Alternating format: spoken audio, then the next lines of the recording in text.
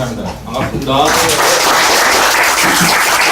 오늘은 저희가 기획하고 있는 원래 강연의 사법개혁 부분에 있어서 이정열 전 판사님을 모시고 저희 조합원이기도 하신 이정열 전 판사님을 모시고 오늘 사법개혁에 관한 얘기를 듣겠습니다. 저희는 매달 세 번째 주나 네 번째 주 매달 한 번씩 일요일날 강연을 진행하고 있고요. 다음 강연은 이재하 변호사님 모시고 검찰개혁을 주제로 논의할 계획으로 잡고 있습니다. 시리즈물로 나오고 있으니까 많은 관심 가져주시고요. 시간 되시면 오세요. 예. 네. 그리고 사실 아까도 이정열 전판님 팬이라는 분이 바로 하신 분이 가까스키부터 얘기를 하셨는데, 예, 가까스키 짬뽕 때문에 지금 여기까지 오게 되신 이정열 전 판사님을 모시겠습니다. 반갑습니다.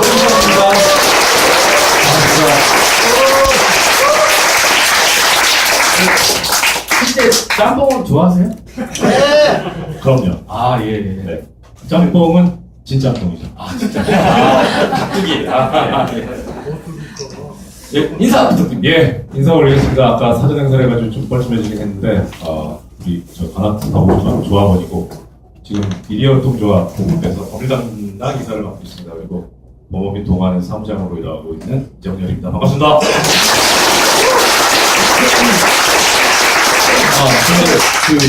많은 분들이 궁금해하신 것 중에,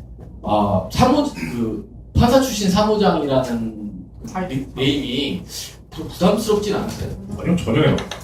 예, 변호사 등록을 안 받아주는데 먹고 살아야 되겠고. 전 세계에 하나지 않나요? 조사는 안 해봤는데요.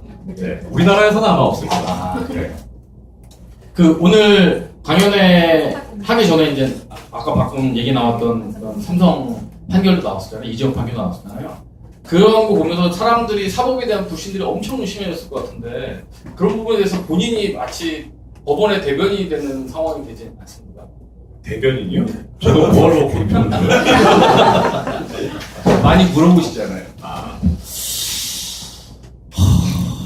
뭐 대변인이라기보다는 모르겠습니다. 그래도 법원에 좀 근무를 했어서 내부 사정을 어느 정도 좀 알고 있다는 전제로 물어보시는 거는 같아요. 그리고 또 그런 거를 뭐 몸으로 제가 겪어보기도 했고, 뭐 탄압이라면 탄압이고 피해라면 피해고, 그래서 그러신 거 아닌가 싶은데, 사실 이제 사법개혁이나 뭐 법원, 뭐 양승태 대법원장 이런 얘기할 때 가장 제가 신경 쓰이고 조심하려고 하는 게 제 사적인 부분을 어떻게든 빼야 되는데 되게 쉽진 않더라고요. 그러니까 준비하다가도 울컥울컥하고 이걸 그냥 내가 이러면 안 되지 싶기도 하고. 예, 그래서 아마 법원을 대변한다기보다는 이제 좀 저도 2013년에 퇴직해서 5년 가까이 돼가는데 보니까 저는 좀 뭐 냉정하게 뭐 그렇게 나쁜 직업은 아니지만 어떻든 판사 때보다는 일반인 좀 가깝잖아요. 저도 일반인 한 사람으로서, 시민의 한 사람, 국민의 한 사람으로서 사법이라는 걸 어떻게 바라보고 또 어떻게 생각하고 해야 되는가에 대해서 많이 고민이 되더라고요. 예, 그래서 사실 그러니까 주위에 이제 예전에 뭐 선후배들 만나면 좀 심하게 얘기를 하죠. 그러니까 안에 있을 때는 솔직히 법원에 있을 때는 누가 판사 욕하면 맞는 것 같아서 기분은 안 좋았거든요. 지금도 사실 그게 없지 않아 있기는 있습니다. 그런데 그래도 이제 정말 이게 어떻게 돼야 될 것인가라는 거에 대해서 되게 생각을 많이 하고 되더라고요. 그 생각을 담아서 오늘 멋진 PPT 부탁드리겠습니다. PPT만 아닙니다. 예, 알겠습니다. 열심히 해보겠습니다. 예, 잠시만 기다리십시오. 좀 전에 최 이사님께서 말씀해 주셨는데, 제가 저기 파워포인트를 책을 사가지고 얇은 거를 하다 보니까 재밌더라고요. 네, 정말 수준이 저열합니다. 그리고 저기 제가 뭐 이렇게 강연이나 뭐 강의 이런 걸 전문으로 하는 사람이 아니어가지고 시간 분량도 지금 어떻게 될지 모르겠고 재미가 있을지도 모르고 그런데 뭐 그냥 제가 바라는 거는 오늘 쉬셔야 되는데 휴일날 일요일날 여기까지 오셔가지고 가실 때 그래 내가 오늘 시간 꽤 투자했는데 이거 하나 건지고 간다 하는 그런 마음으로 돌아가실 수 있었으면 하는 마음으로 시작해 보겠습니다. 운명의 이기로 주지 말라니까. 국민을 위한 사법. 예, 그로 시작해 보겠습니다. 네. 자, 이거 먼저 해야죠. 우리가 사법개혁 얘기 많이 합니다. 가장 근본적인 문제인 겁니다. 왜 해야 되는 거냐? 왜 필요한 거냐, 이게? 나랑 뭔 상관인데? 솔직히 거기에 대해서 제가 답은 잘 모르겠습니다. 하다 보니까, 여기 오신 분들은 그래도 우리 기본적으로 애국심과 정의감이 충만하시잖아요. 이렇게 정의롭지 못하게 사회와 국가, 나라가 돌아가는 걸 그 꼴을 못 보겠다. 그러니까 사법개혁 해야 되겠다. 맞습니다. 근데 그걸 배제하고 나면 사실 좀 어려운 문제긴 합니다. 그런 좀 철학적인 문제인 것 같고요. 그래서 제가 그나마 조금이라도 알고 있는 법률적인 부분 관련해가지고 사법개혁이라는 것 왜 해야 되는지 어떤 방향이 해야 되는지 한번 생각을 해봤습니다. 법적인 근거를 생각해봤습니다. 헌법에 어떻게 됐을까? 예, 저열한 수준이 나오시죠. 아니, 캡처를 했는데 어떻게 할 수가 없어요, 이거를. 저기 텍스트로 하자니 글자가 너무 작아지고. 자, 우리나라 헌법의 체계입니다. 1장 총강, 2장 권리와 의무 국회정부법안 헌법재판소 쭉 나와 있습니다. 이게 우리나라 헌법도 그렇지만 우리나라 법률 전체가 어떤 구조로 되어 있냐면 각각의 필요한 조항들을 일단 규정을 합니다. 그거를 강론이라고 하죠. 각칙이라고 합니다. 그게 거기에 해당하는 게 예컨대 국회, 정부, 법원 이런 겁니다. 그 중에서 공통된 부분을 추출해서 모아놓은 게 총론입니다. 이게 총강입니다. 그러니까 총강에 들어가는 부분은 뭐냐면 나머지 2장부터 10장까지 나오는 거를 전부 다 관통하는 이념이라고 생각하시면 됩니다. 총강 제1장 제일 처음에 나오는 거 아시죠? 이겁니다. 이거 정말 너무너무 좋아요. 제1조 제1항 대한민국 민주공화국이다. 이런 식으로 하면 시간 오버할 텐데. 시간을 오버한다는 건 술 먹을 시간이 줄어든다는 거죠. 이제 안 됩니다. 신의 성실의 원칙에 반하죠. 1조 2항 대한민국의 주권은 국민에게 있고 모든 권력은 국민으로부터 나온다. 노래도 많이 불렀습니다. 지난 겨울에. 와, 추워 죽는 줄 알았죠. 차영길이 대한민국의 주권은 국민에게 있고 모든 권력은 국민으로부터 나온다. 예, 제가 무지무지하게 존경하는 최광욱 변호사님께서 처음 말씀하셨죠. 우리나라 헌법에 권력이란 말이 여기 딱 한 번 나온다. 아주 의미가 있는 조항입니다. 권력이라는 게 뭐냐 그러면? 국가 권력은 크게 세 가지로 나뉘죠. 입법권, 사법권, 행정권. 법률을 만드는 입법권, 그 다음에 법을 집행하는 행정권, 법을 해석하는 사법권. 특히 사법개혁 관련이니까 사법권 부분 보면요. 헌법 제101조 1항에 이렇게 나옵니다. 사법권은 법관으로 구성된 법원의 속한다. 사법권이란 말이 나옵니다. 그래서 이 사법권도 당연히 헌법 제1조 제2항에 따라서 권력의 하나니까 국민으로부터 나오는 거죠. 그래서 주권자이면서 권력 위임자인 국민의 뜻에 맞아야 된다는 게 헌법 이념입니다. 저기 그 빨간 버튼 누르면 빨간불 나옵니다.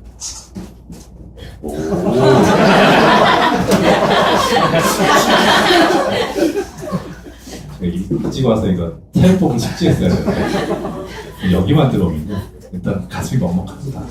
저 어른 때문에 자리 잡자 쪽을 보고 해야 되나?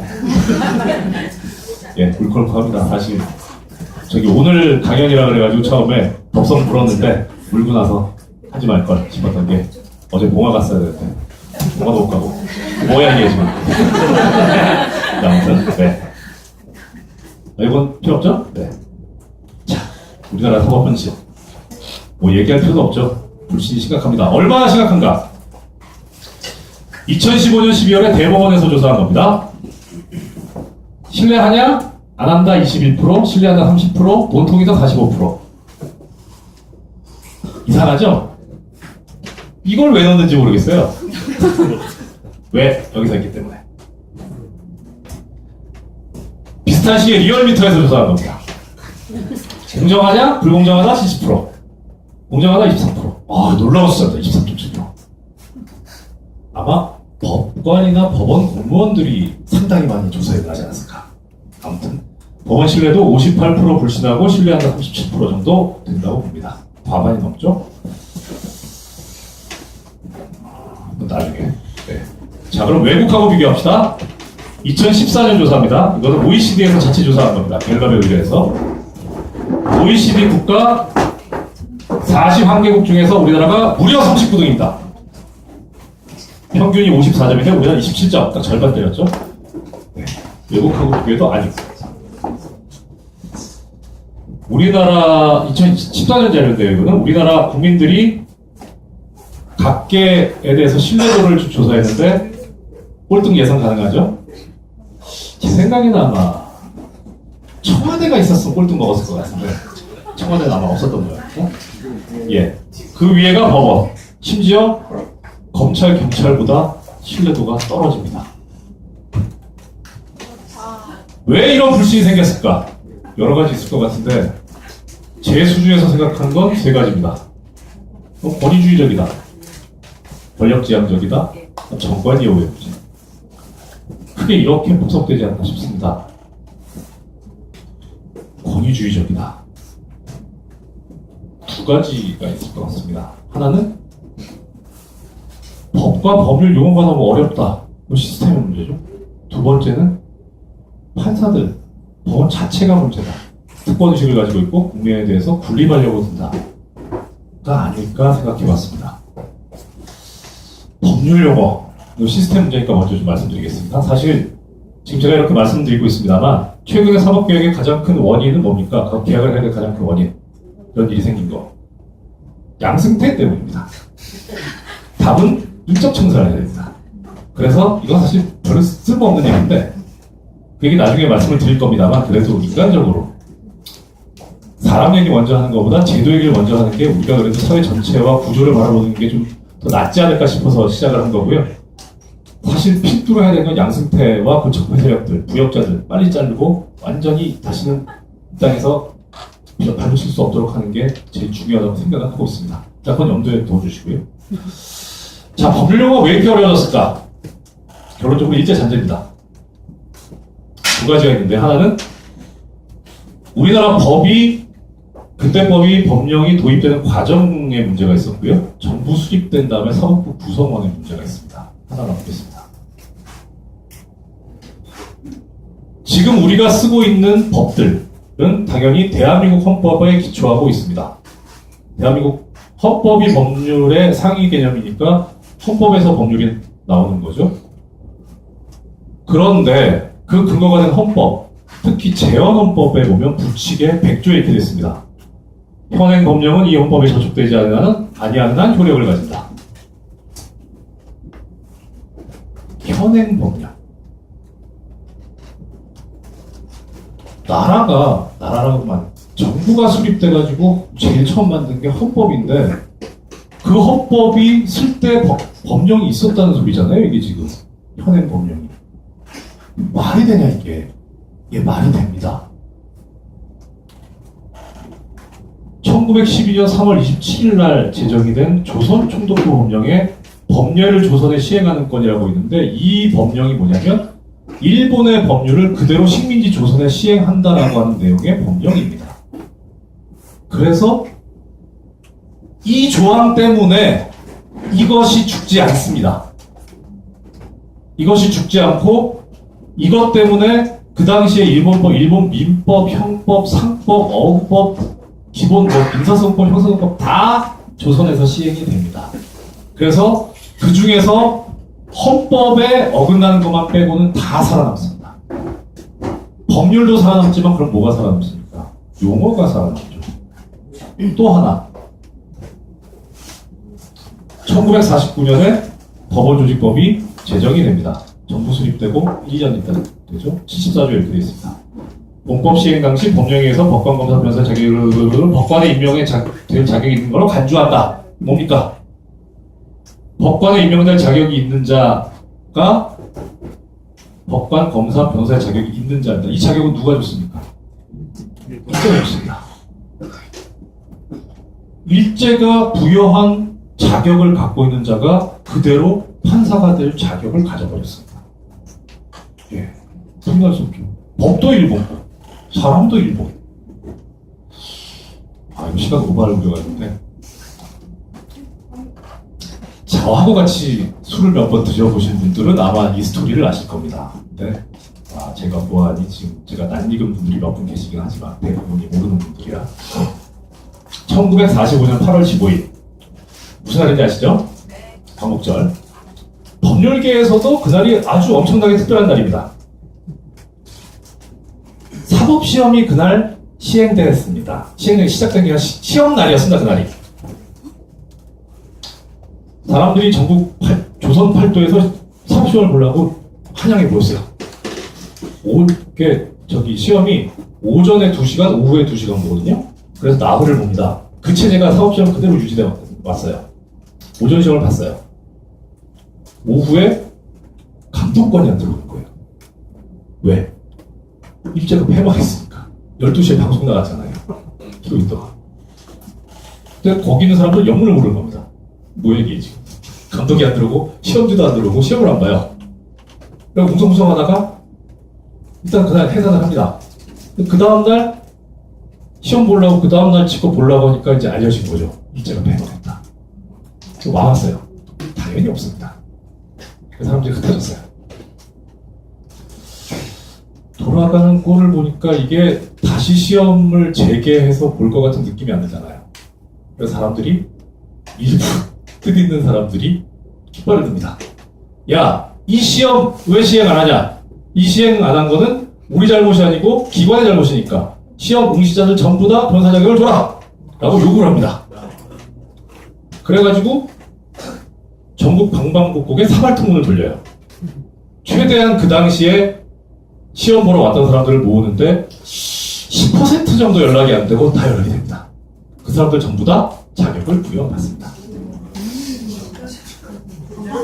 이게 광복절날 사법시험 보러 올 정도면은 거의 부역자 냄새가 폴폴 나잖아요. 예, 우리나라 법조 역사는 그런 역사를 가지고 있습니다. 서글프죠? 예, 근데 이게 지금 정사가 아니고 야사여가지고 뭐 거의 뭐 그렇다고들 합니다. 아무튼. 자, 그래서 어떻게 됐느냐? 우리 사회에서 사용되지 않는 일본어식 표현, 용어가 무지하게 많습니다.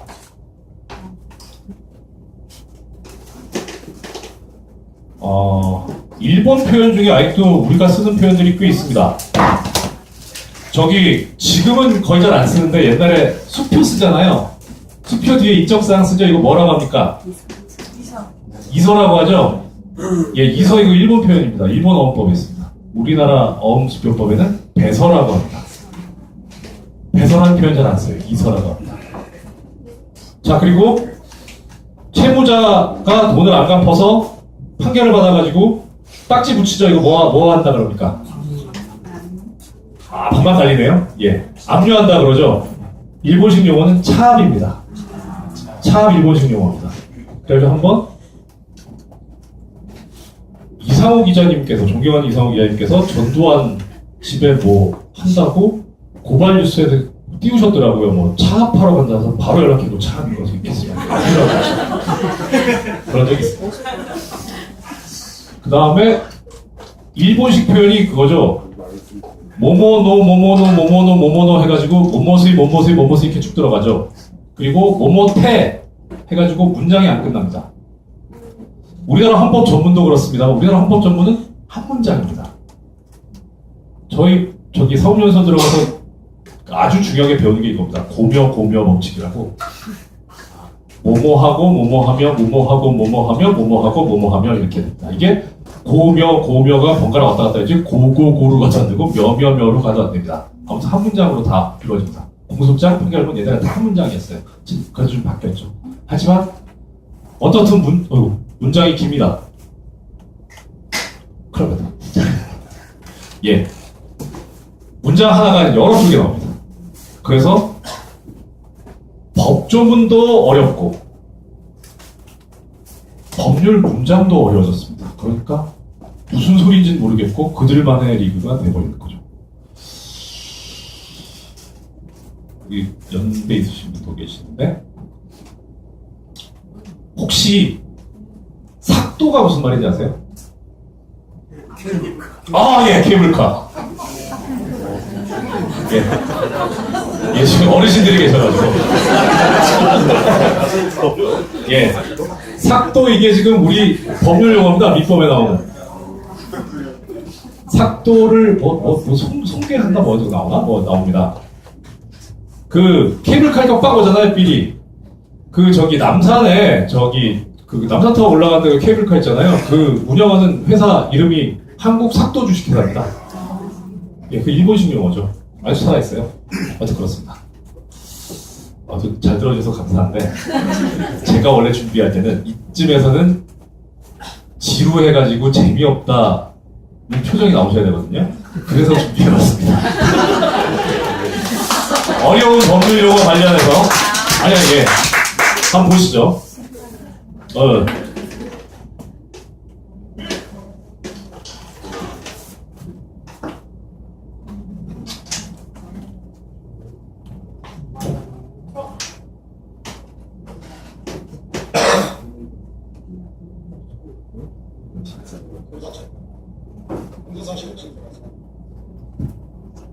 이곳 소속협은 박종철군 수도 집회및 아시아 불법 집회와 시위를 기획 주도하는 등 집회 시위에 관한 법률을 광범위하게 위반한 바 이에 공소를 제기합니다. 자, 취지를 말씀드려야 되는데 뭔지 아시죠? 예, 너무너무 좋아하는 영화 변호인입니다. 변호인의 뒷부분 쪽이죠. 저기 노무현 대통령님께서 변호사 주제에 감히 데모나 하고 다니고 그러다가 결국은 구속돼가지고 재판 받으신 장면입니다. 하여튼 자, 지금 나온 장면이나 대사 중에 잘못된 부분이 있어요. 그거를 알아내 주십사 하는 게 시청의 목적이었습니다. 다시 할까요? 네. 아마 아시는 분은 아실 거예요. 소리가 잘 안 들려요. 최 이사님 소리 안 들린다고 보시세요? 상품 있어요? 상품이요? 막걸리 한 병 걸어요? 자, 다시.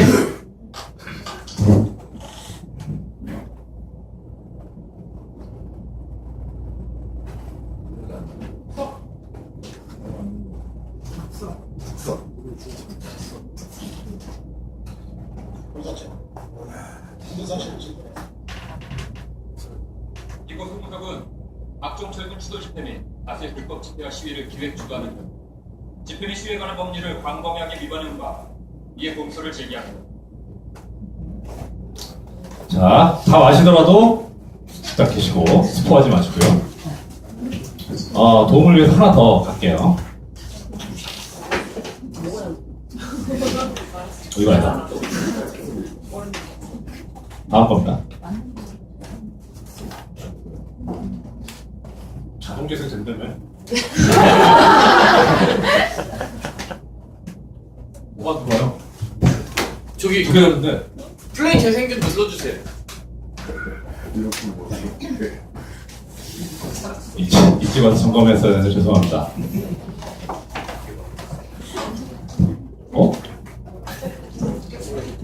이거 그렇지 나오네요. 검찰 측 공소 사실 진술하죠. 2011년 3월 8일 이래 피고 박준호의 부인은 일명 중국식 일기 모임이라는 독서 모임을 가져간 불법 회동을 총 13차례 가졌습니다. 이름과는 달리 이 모임의 정체는 토론서적을 돌려 읽고 반정부 임무를 포섭하고 공산주의를 찬양하는 탑정부를 작성하는 등 불법 이적 단체였으며 국회 통일전선 전선에 따라 소위 결정적 시기를 준비해서 비밀 간첩 조직을 만들려고 했습니다. 그대 이고 박진호 및 모든 피고인들이 자신 진술서에 모든 내용을 적었습니다. 이고 박진호 군의 자필서 일부를 인용하겠습니다. 원락은 해방하는 것이 아니라 사회주의 체제로 통일되는 것입니다. 우리 남한도 그러한 길을 밟아야 합니다. 작품의 목표는 파쇼 정권 타도이지만 너무 길다. 예, 대충 하실 것 같은데. 자, 지도 나옵시다. 네. 이거보다 이거. 소송이 크게 보면 우리나라에서 민사소송 아니면 형사소송 둘 중에 하나죠. 소송을 거는 사람이 있고 소송을 당하는 사람이 있습니다. 민사소송에서 소송 거는 사람 뭐라 그럽니까? 원고. 띵동땡. 묻는다. 투고가 뭡니까, 투고가? 자, 민사소송에서 소송 당하는 사람 뭐라 그럽니까? 피고. 네, 원고, 피고. 딱 아고가 맞죠? 형사소송에서 소송 거는 사람 뭐라 그럽니까? 검사. 예, 고소인 아닙니다. 저기 일반 절차고 형사 재판 자체는 검사가 걸죠. 소송을 당하는 사람을 피고인이라고 합니다. 그래서 맨 처음에 보신 걸 뭐라고 합니까? 피고 송우서금. 틀렸죠. 피고인 송우서금. 두 번째는 저기 검사가 나온 조민기 씨 진짜 얄밉잖아요. 저 패고 싶은데 그건 그렇고 웃긴 게 다시 틀자니 시간이 걸리고 문장 안에서 두 개를 같이 씁니다. 피고 무슨 진우는 뭐를 하면서 피고인들이 이렇게 합니다. 야 이건 좀 심하다. 예, 저 변호인 영화를 여러 번 봤는데요. 감동적이기도 하지만 저런 틀린 거 나오면 몰입이 깨집니다.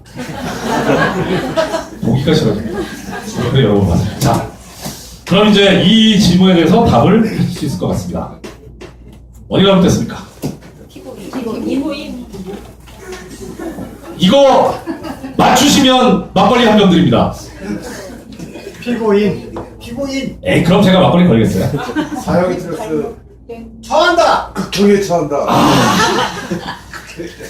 여기가 틀렸죠 여기가. 박근혜나 이명박이에요 맞죠 이게? 그러니까 제가 걸죠 막걸리를. 예, 여기가 틀렸어요 여기가. 그건 그렇고 이 강연의 취지에 부합하는 답은 여기가 틀렸습니다. 그렇죠? 네, 그러나 우리는 여기가 틀렸다.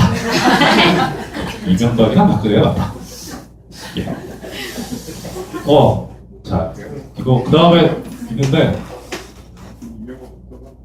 진짜 지루해질 때 써먹기로 하고요. 써먹기로 하고. 근데 진짜 질문이 하나 생겼어요. 네. 그 그냥 나중에 하면 안 될까요? 국가하고 있잖아요. 나중에 하면 안 될까요? 죄송합니다. 예. 죄송한데 질문 일단 질문 시간 있으니까요. 네. 죄송합니다. 자, 특권의식. 국민에게 권리 군림하려고 하는 생각을 갖고 있다는 거죠. 왜 그럴까 생각해봤습니다. 첫째는 이거 무시 못할 것 같아요. 판사 출신의 그 일반적 성향. 뭐 우리 쉽게 표현하면 이거죠.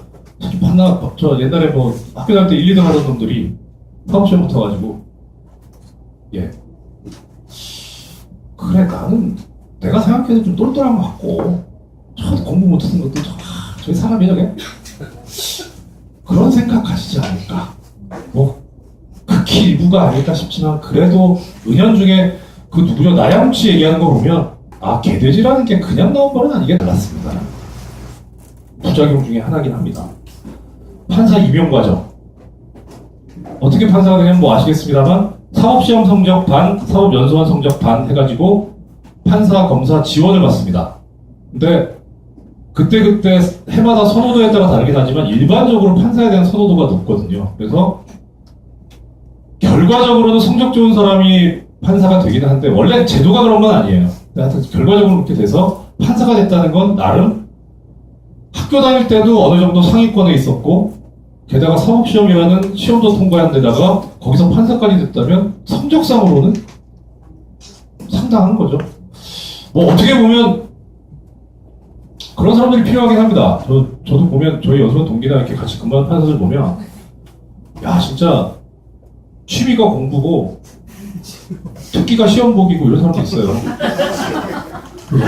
쟤는 우리나라 법원을 짊어지고 가겠구나 라는 생각이 든 사람이 있긴 한데 다 그런 건 아니거든요. 근데 많은 사람들이 그런 건 우리가 알죠. 그래도 하도 들으면 내가 훌륭한 줄 알아요. 그거 계속 잠재의식으로 들어갑니다. 자, 그래서 이런 일이 생기죠.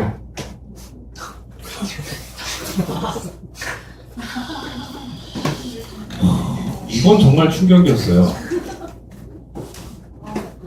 이분도 제가 아는 분이고 이분도 제가 아는 분인데 술 먹어도 저런 말 안 하는 사람들인데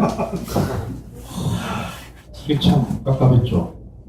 제가 저기 막말하고 튀고 막 나가는 판사로 조중동에 찍히게 됐지만 그래도 이러진 않았었거든요. 하여튼 그랬습니다. 변호사한테도 그럽니다. 너 어디서 배웠어? 몇 개야 너? 예, 이런 얘기도 합니다. 했다고 합니다. 쓸데없는 소리고. 제가 무슨 말씀을 드리고자 하냐면 여기 잔뜩 적어놓은 거는 이겁니다. 쓰다 보니까 이렇게 길었나 싶은데 판사는 당연히 공무원입니다. 그죠? 예, 이론의 여지가 없습니다. 공무원에 관해서 나와 있는 헌법 7조 1항, 그것도 아까 말씀드렸던 총강 부분에 나와 있습니다. 그래서 모든 헌법 체계 안에서 관통되는 이야기입니다. 7조 1항에 이렇게 되어 있습니다. 공무원은 국민 전체에 대한 봉사자이며 국민에 대해서 책임을 진다. 헌법의 특징이요. 보면 다 맞는 소리만 적어놨어요. 그럴듯하고.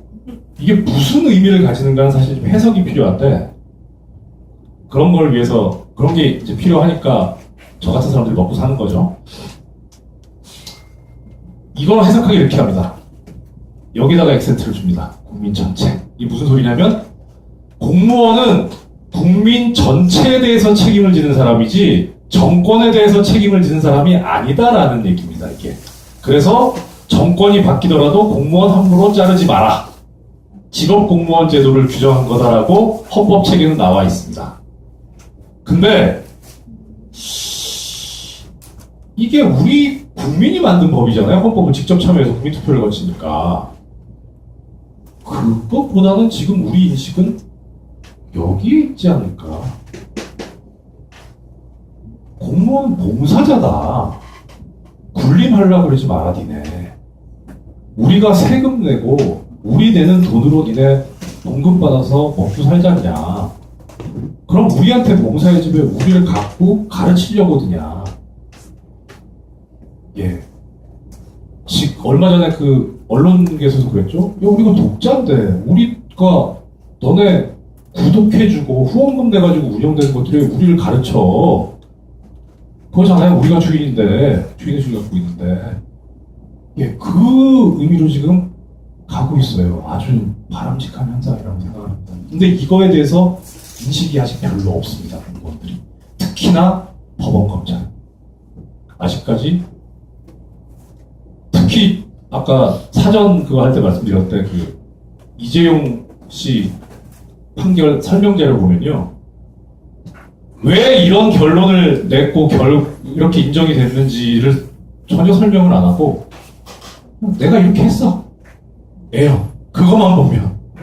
그래서 당연히 그 생각이 왜가 없어요. 판결을 봐야 할 것 같은데 하여튼 예.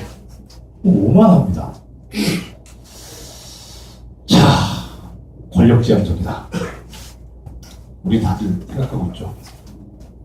권력, 정치 권력, 국가 권력, 또 재벌, 경제 권력에 이게 부합하는 판결들을 합니다. 우리의 시각, 국내 시각이나 법상식하고는 많이 떨어져 있죠.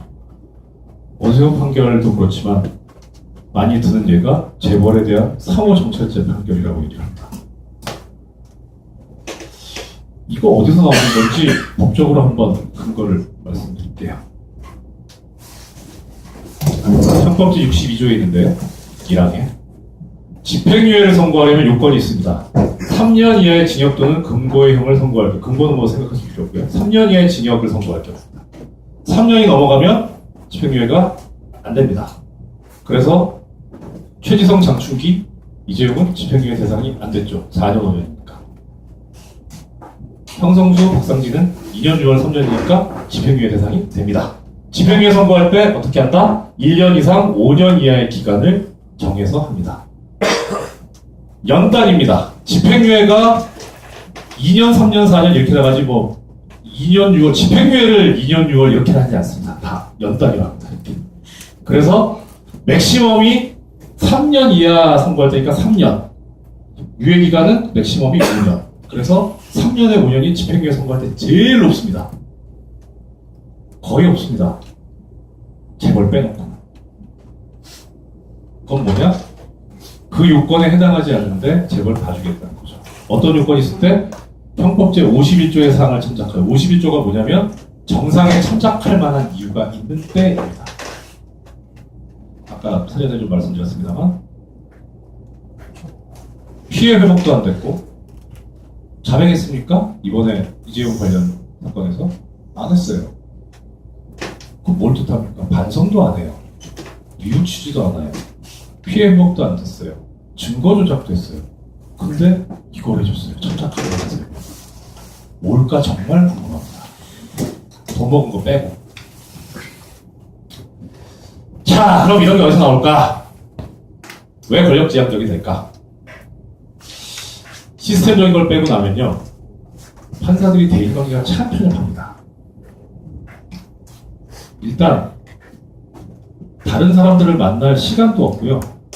그리고 지금은 또 좀 여건이 달라졌는데 지금 고위층에 있다는 사람들 보면 소위 말하는 우리 뺑뺑이 전 세대, 예, 그 양반들은 친구들이 어디가 있습니까? 법 쪽에 있지 않으면 어디 정관계 높은 데 있거나 경제계 높은 데 있거나, 그렇죠. 그 친구 만나도 우리 집 일반 국민들 얘기한 게 아니라 자기들 세계 얘기하죠. 그런 데서 무슨 국민을 위한 판결이 나오고 국민을 위한 생각이 들겠습니까? 예, 편협합니다. 그거는 그렇고 법원 고위직에 대한 선호도가 아주 지금 증가하고 있습니다. 법원과 법관이 관료화되어 있고요. 소위 말하는 제왕적 대법원장제 있습니다. 이거는 따로따로 하나 보겠습니다. 변호사 시장이 예전 같지 않아서 좀 고위직을 하고 나와야 시장에서 쳐줍니다. 이것도 사실 좋은 현상은 아닌데 무시할 수 없는 겁니다. 그 다음에 예의 가장 큰 원인이 양승태 씨가 있고요. 자, 관료화가 뭐냐? 말은 어려운데 쉽게 말하면 이겁니다. 모든 공무원 회사 조직은 엔간하면 다 상명하복이죠. 위에서 시키면 까야 됩니다. 근데 법원은 그러면 안 됩니다. 헌법에 이렇게 되어 있습니다. 너무나도 유명한 재판의 독립, 사법의 독립 관련 조항. 헌법과 법률에 의해서 양심에 따라 독립해서 심판한다 이렇게 되어 있습니다. 통제나 복종을 하지 말고 독립적인 존재다라고 하는 게 헌법 정신이에요. 헌법대로 한다고 있습니다. 왜 그러냐? 관료가 된다고 윗사람이 시키는 대로 해야 된다는 거는 윗사람이 시키는 대로 안 하면 안 되는, 그러니까 윗사람이라고 하는 존재 자체가 있는 거고 시키는 대로 하면 안 하면 안 되는 이유가 있다는 거죠. 인사를 발탁 인사랍니다. 서열 있고요. 예, 하나하나 말씀드려볼게요.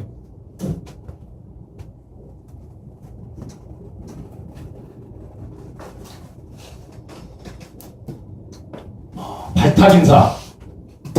그 말씀 아마 많이 들어보실 겁니다. 고등법원 부장판사제도 없어야 된다고 얘기했습니다. 도대체 그게 뭔데? 네. 고등법원에 부장판사를 붙이려면 겁니다. 원칙적으로 판사는 서열이 없습니다. 법원조직법에 이렇게 되어 있습니다. 대법원장과 대법관이 아닌 법관은 판사로 한다. 이거 해석하면 판사는 대법원장, 대법관, 법관 이렇게 세 개 있어요. 그렇죠? 이론적으로 법원장이나 형판사나 시체발로 다이다입니다. 법관이거든요. 대법관은 급이 달라요. 법률상. 근데 실제 그러냐? 그럴 리가 없죠. 판사가 처음 되면 지방법원의 배석판사가 됩니다. 일반적으로 지금 뭐 좀 많이 달라져 있는데, 네, 그래도 아직 큰 틀은 안 벗어났습니다. 여기다 쓰진 않았는데, 배석판사도 그 안에서도 서열이 있습니다. 우배석이 좌배석보다 높습니다. 그러니까 부장을 기준으로, 그러니까 우리 뭐 대충 법정의 구조는 대략 머릿속에 아시죠? 재판장이 있고, 우리 딱 보면 재판장이 있고 판사가 좌우에 있잖아요. 우리가 볼 때 좌우 말고 재판장 기준 좌우. 그러니까 우리가 볼 때 거꾸로죠. 재판장 기준 오른쪽 우배석이 더 높아요. 좌배석보다. 그러니까 우리가 볼 때 왼쪽에 있는 사람이 둘 중에서 더 높은 사람입니다. 이거야. 어디 있었어요? 슬라이드 쇼. 예, 뭐 혹시도 갈 수 있을게요. 그래서 처음 판사가 되면 지방법원 좌배석 판사가 됩니다. 그 다음에 지방법원 우배석 판사가 됩니다. 좌배석에서 우배석 될 때 맞은겁니다. 이제부터 고기 안 구워도 된다. 네, 좌배석 보겠습니다. 깎아놓게. 저는 저기 좌배석을 한 번도 안 해봤어요. 법무관 마치고 들어가고 뭐 이래가지고 배석 판사 생활을 저기 지방법원 때하고 고등법원 때 했는데 지방법원 때는 제가 87학번이거든요. 지방법원 때 저희 좌배석 판사님이 84학번이었어요. 그리고 고등에서는 정석 판사님 82학번이었고 이건 위아래 문제가 아니고 형인데 어떻게 해요? 제가 구웠죠. 먹기만 먹으니까. 네. 지방법원 배석 판사 생활을 마치면 단독 판사가 됩니다. 혼자서 재판하는 그 재판부에 판사 되죠. 그 다음에 고등법원 가서 배석 판사가 됩니다. 그리고 나면 지방법원 부장판사가 됩니다. 그 다음에 고등법원 부장판사가 되고 법원장, 대법관, 대법원장 이런 식으로 갑니다. 지방법원 부장판사까지는 연공서열제처럼 운영이 됩니다. 연차는 돼요. 특별한 사정이 없나. 근데 고등법원 부장판사부터는 발탁을 합니다.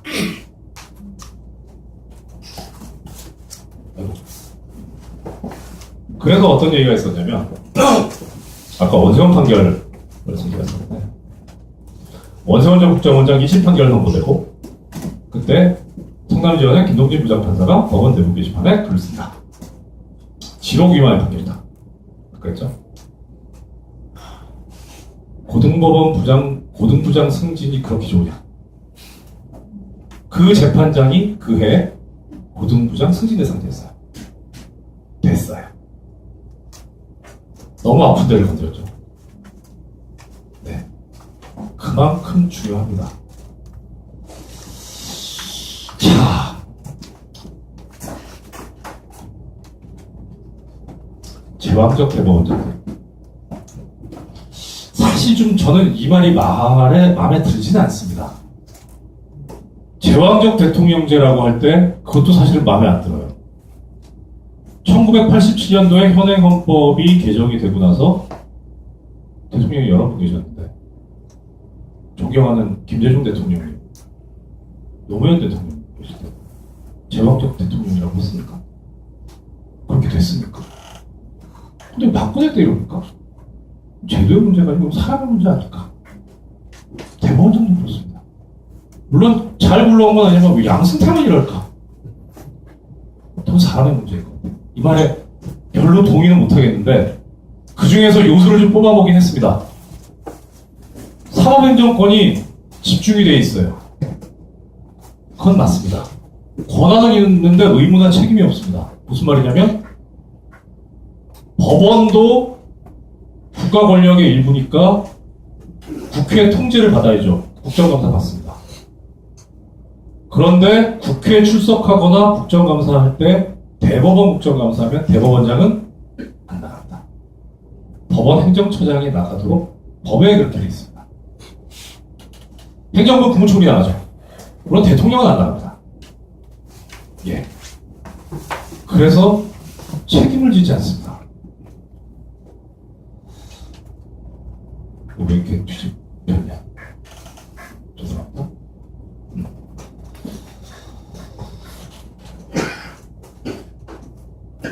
예. 어떻게 집중되어 있나 한번 보죠. 법에 이렇게 되어 있습니다. 법원조직법에 대법원장은 사법행정사무를 총괄하며 사법행정사무에 관해서 관계공무원을 지휘 감독한다. 되어 있습니다. 예를 들어서 법관을 임명할 때는 법원조직법 41조에 있는데 판사는 대법원장 임명하게 되어 있습니다. 인사위원회 심의를 거치고 대법관에게 동의를 받습니다. 그 외에는 없습니다.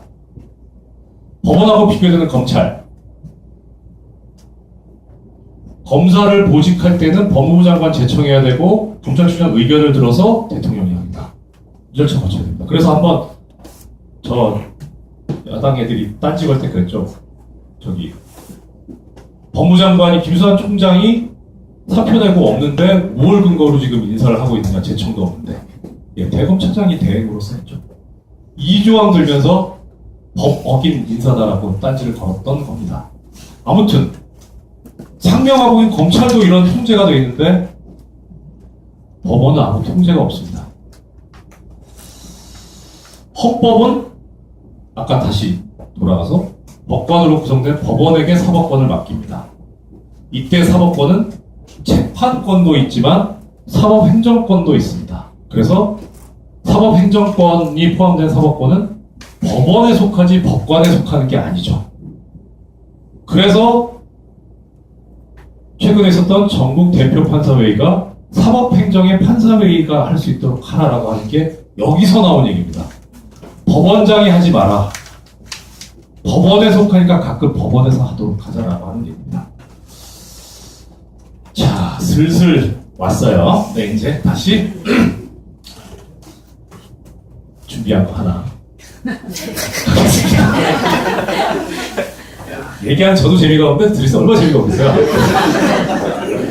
짜증난다. 예. 자. 이거 합시다.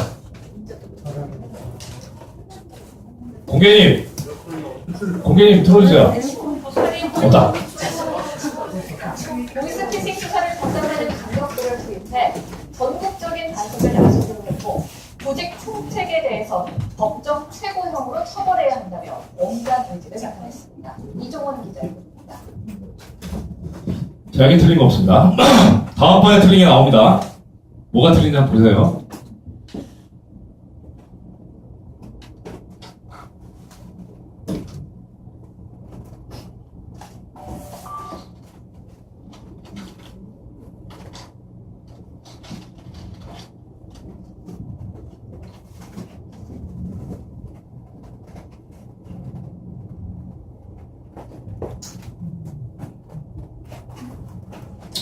발견하셨습니까? 대사가 없어서 다시 한번 할까요? 예.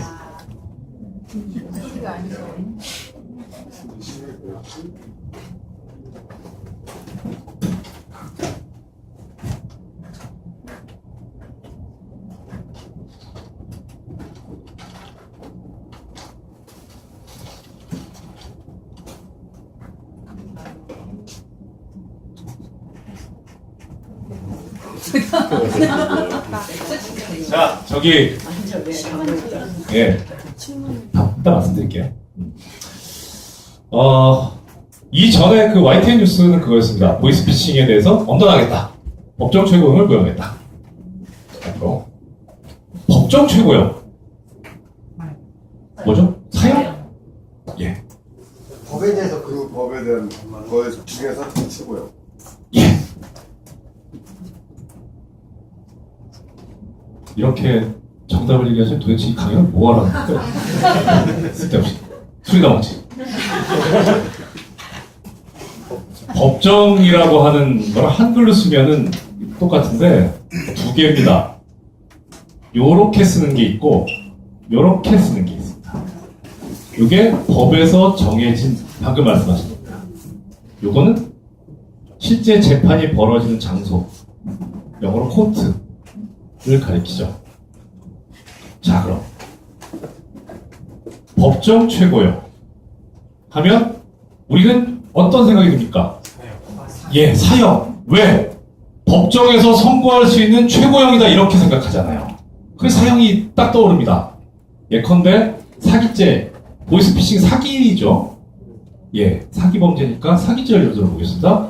형법제 347조 10년 이하의 징역 또는 2천만 원 이하의 벌금을 처한다. 법정 최고형은 네.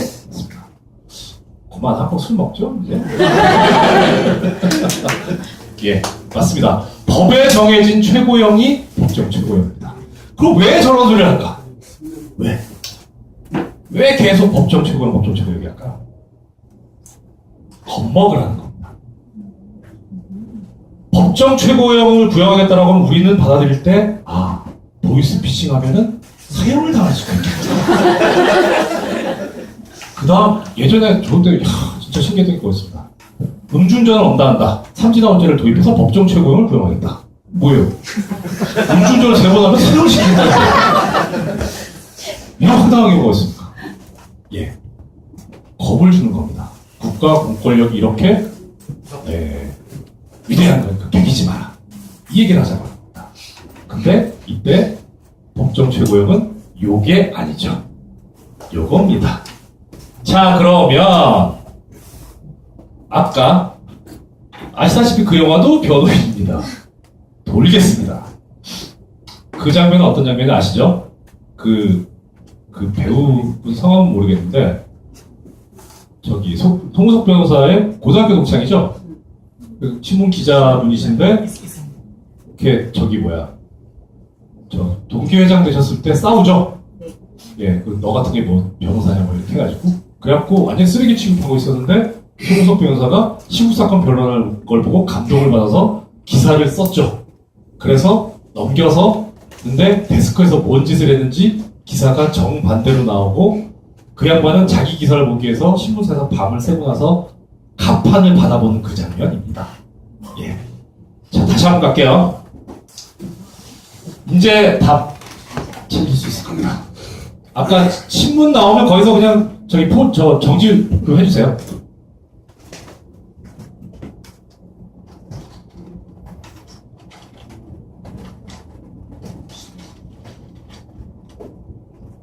오케이. 보자.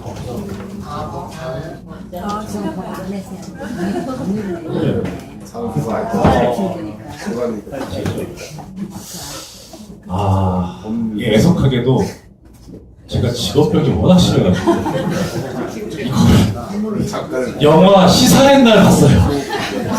야, 틀려도 정도가 있지. 이런 거 들리냐? 하여튼 그랬습니다. 시간 얼마 됐어요? 다 됐어요? 네, 그럴 것 같더라. 제가 이게 절대로 삘 받으면 안 되는데 삘 받아버렸네. 그러면 다 건너뛰고요. 다 건너뛰고. 그러면은 6시까지. 6시에요? 1시간 아, 그래요? 그렇구나. 지금 5시라고요? 네. 빨리 했네? 예. 천천히 할게요. 자, 양승태 대법원장께서 주신 업적을 말씀을 드리겠습니다.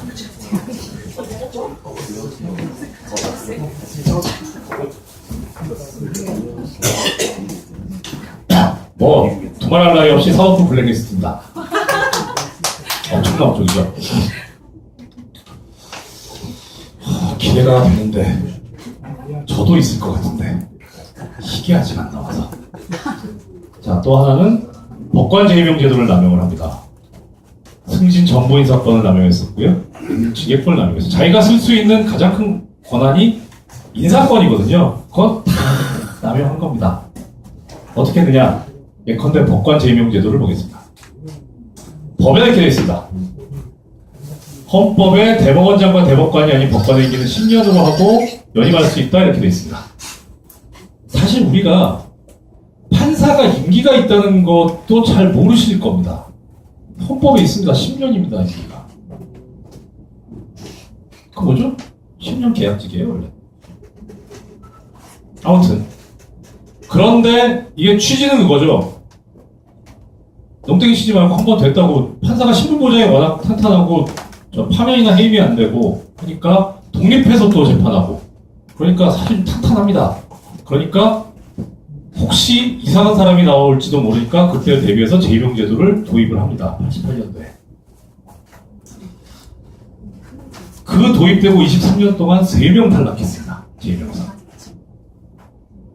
근데 그 중에 눈여겨볼 만한 분이 2분 있는데 93년에 심평판사, 지금 경북대학교 교수로 아마 계실 거예요. 방희선 판사 97년.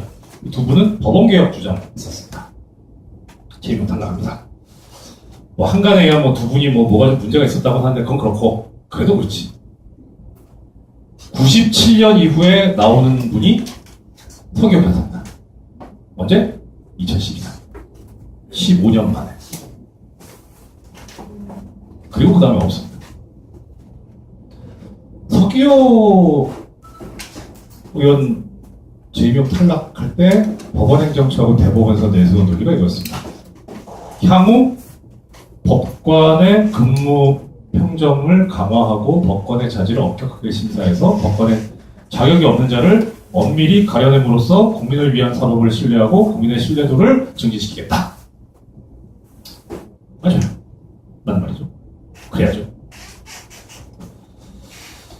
근데 왜 안 나올까? 그 다음에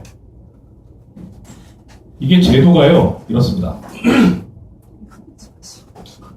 서기호라는 판사가 정말 자질이 안 되는 사람일 수도 있어요. 그럴 수도 있잖아요. 예, 모르지만 그럼 판사의 자질을 매기고 평가를 하고 평정을 하는 거를 서기호 판사만 자질이 안 되기 때문에 낙제점입니다 하면 재임용 탈락시키는 게 맞습니다. 이 전제는 뭐냐면 법관을 평가하는 제도가 절대평가해야죠. 그렇죠? 근데 불행히도 법관을 평가하는 제도는 절대평가가 아닙니다. 상대평가. ABCD로 있습니다. 비율이 있습니다. 20%, 30%, 40%, 10%. 그렇다면 서기호 판사처럼 계속 뒤를 받은 판사가 전혀 존재하지 않는다라고 얘기하기는 좀 어렵습니다. 상대평가기 때문에. 저도 퇴직하기 전에 한번 쓱 들여다봤는데 대충 거의 다 D고 2번인가 C더라고요. 도대체 어느 원장이 C를 줬는지 야 대단한 분이네. 제정신이야. 저를 주고 C를 줘요. 당연히 때문에 서기호 전부 다 D였는데 서기호보다 낫고 왜다가 자 이게 뭐냐면 특별히 찍어서 내보냈다는 거죠. 이거는 이렇게 한간에서 억측이 있고 오해다 해도 역사가 증명하는 겁니다. 15년 만에 하는데 한 사람이었고 그 이후에 5년이 지났는데도 없습니다. 근데 제도는 상대평가고 절대평가는 그럴 수도 있다. 저도 맥볼레 하고 있습니다. 자, 승진 전보인 사건 나옵니다. 가장 비근한 예가 원세훈 사건 1심 징계.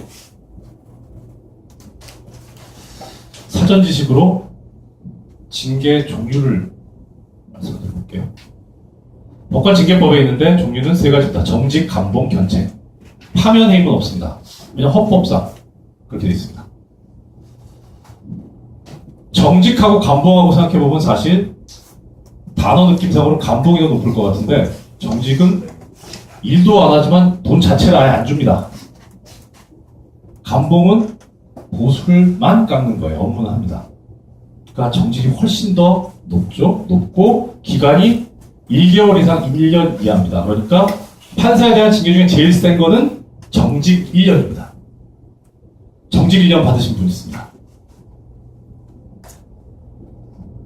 정은호 씨라고 네이처 리퍼블릭 그 뇌물 받았다 인천의 김모 부장판사 그분이 정직 2년 받았습니다. 제가 그 전까지 최고였는데 제가 몇 개월 받았을 거예요. 김동진 부장판사 어떻게 됐냐? 정직 3개월 받았습니다. 정직이 제일 센 겁니다. 비교해봅시다. 이 사람이 누구냐면 이규진 부장판사가 고등법원 부장판사입니다. 높은 사람이죠? 이 부장은 지방법원 부장이고 이 부장은 고등법원 부장입니다. 출세한 사람이죠. 이 사람이 최근에 있었던 들어보셨을 겁니다. 국제인권법연구회에서 연대 법학전문대학원하고 같이 학술대회를 공동 개최하는데 그 과정에서 국제인권법연구회의 활동을 탄압하기 위해서 판사가 행정처에 갔다가 왔다가 발령을 냈다가 철회했다 이런 일이 벌어집니다. 그러면서 진상조사위원회에서 조사를 한 결과 이 양반이 문제였다. 사법개혁 저지에 관여했다면서 내린 징계가 감봉 4개월이다. 그럼 그렇다 치고 얼마 전에 났죠? 회식 자리에서 여성 검사분 성추행한 판사 정직 1개월 받았습니다. 요 세계를 놓고 보면요. 이건 좀 평가하기가 그래요. 성추행하고 사법개혁 저지하고 어느 게 더 무거울까? 뭐 사적인 법익을 침해하는데 우리가 가치관을 더 높게 두면 이게 높은 게 맞아요, 그죠? 근데 이거는 국가 사법 체계를 마비시켰다라고 하면 이게 더 높죠. 그러니까 이거는 가치관에 따라 달라질 수 있는 문제 같아요. 근데 이거하고 비교해 보면 이거는 이게 징계 대상이 되는지 좀 잘 모르겠어요. 이거 언론의 자유가 있는데, 표현의 자유가 있는데, 표현이 그렇다고 과한 것도 아니에요. 지로기열, 저 같으면은, 와, 이런 쓰레기 같은, 이렇게 했을 텐데, 그런 말도 아니고, 지로기열 판결에다, 야, 이런 유식한 말까지 썼는데, 이거를 정직 3개월 합니다. 두 개하고 비교해보면요. 이게 더 무겁다고 보는 거예요. 양승태 씨가 생각하는 사고가 뭔지 우리가 알 수 있죠. 나한테 개기는 게 제일 무거운 거죠. 자, 이런 걸 보면 이제 옆에서 보면 뭔 생각하겠습니까? 아, 이렇게 하면 출세하고 이렇게 하면 망가지는구나. 순치냅니다. 국민을 바라보지 않습니다. 법원 수뇌부를 바라보죠. 우리 원장이 뭐 좋아하더라? 대법원장이 뭐 좋아하더라? 이렇게 하면 대법원장이 좋아할까?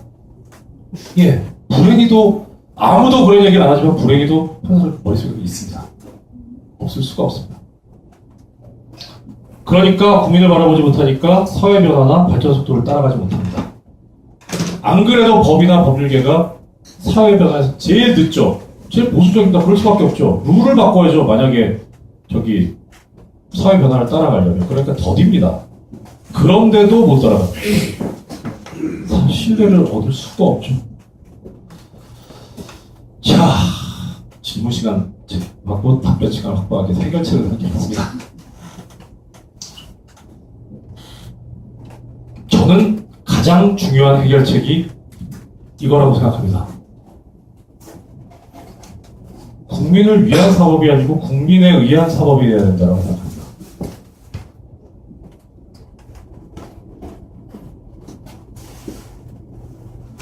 참여라는 말도 좀 그런데 하여튼 지금 법은 이렇게 되어 있습니다. 아시다시피 국민의 형사재판 참여에 관한 법률에 의하면 참여재판제도가 있습니다.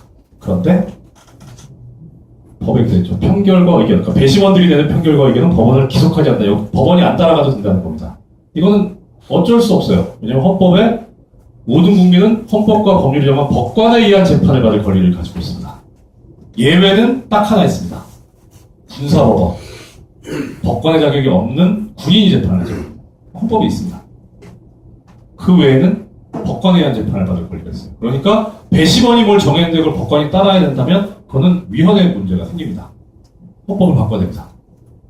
그렇긴 한데 저는 바꿨으면 좋겠습니다.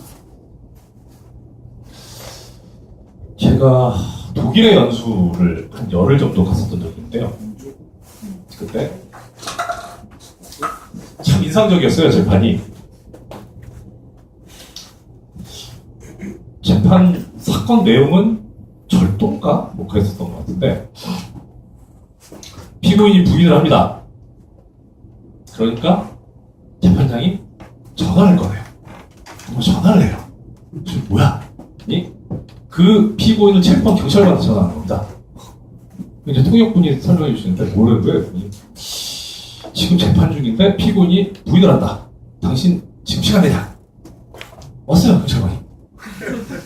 여기 뭐야? 우리 같으면 이제 뭐 증인 뭐 신청합니다. 그럼 왜 필요한 거죠? 뭐 입증 취지 밝히세요 하고 채택합니다 해서 우편으로 보내고 다음 재판 언제부터 이렇게 하는데 바로 몰라요.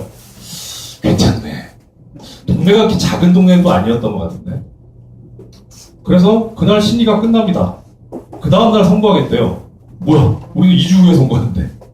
그래서 선고까지 보고 가자. 그래서 거기서 있었죠. 그 다음날 선고를 하는데 그게 인상적이었습니다. 판사들이 다 일어납니다. 선거기 전에. 그러면서 독일 국민의 이름으로 다음과 같이 공개한다. 이러고 시작합니다. 오, 간지나죠? 간지나죠? 간지도 간지지만 그런 말을 하면서 과연 이게 지금 국민의 뜻에 맞는 판결인지 아닌지 얘들이 생각은 한번 해보겠구나. 이재용 피고인 징역 5년 선고하면서 국민의 이름으로 다음과 같이 판결한다는 말이 나올 수 있을까? 못할 것 같아요.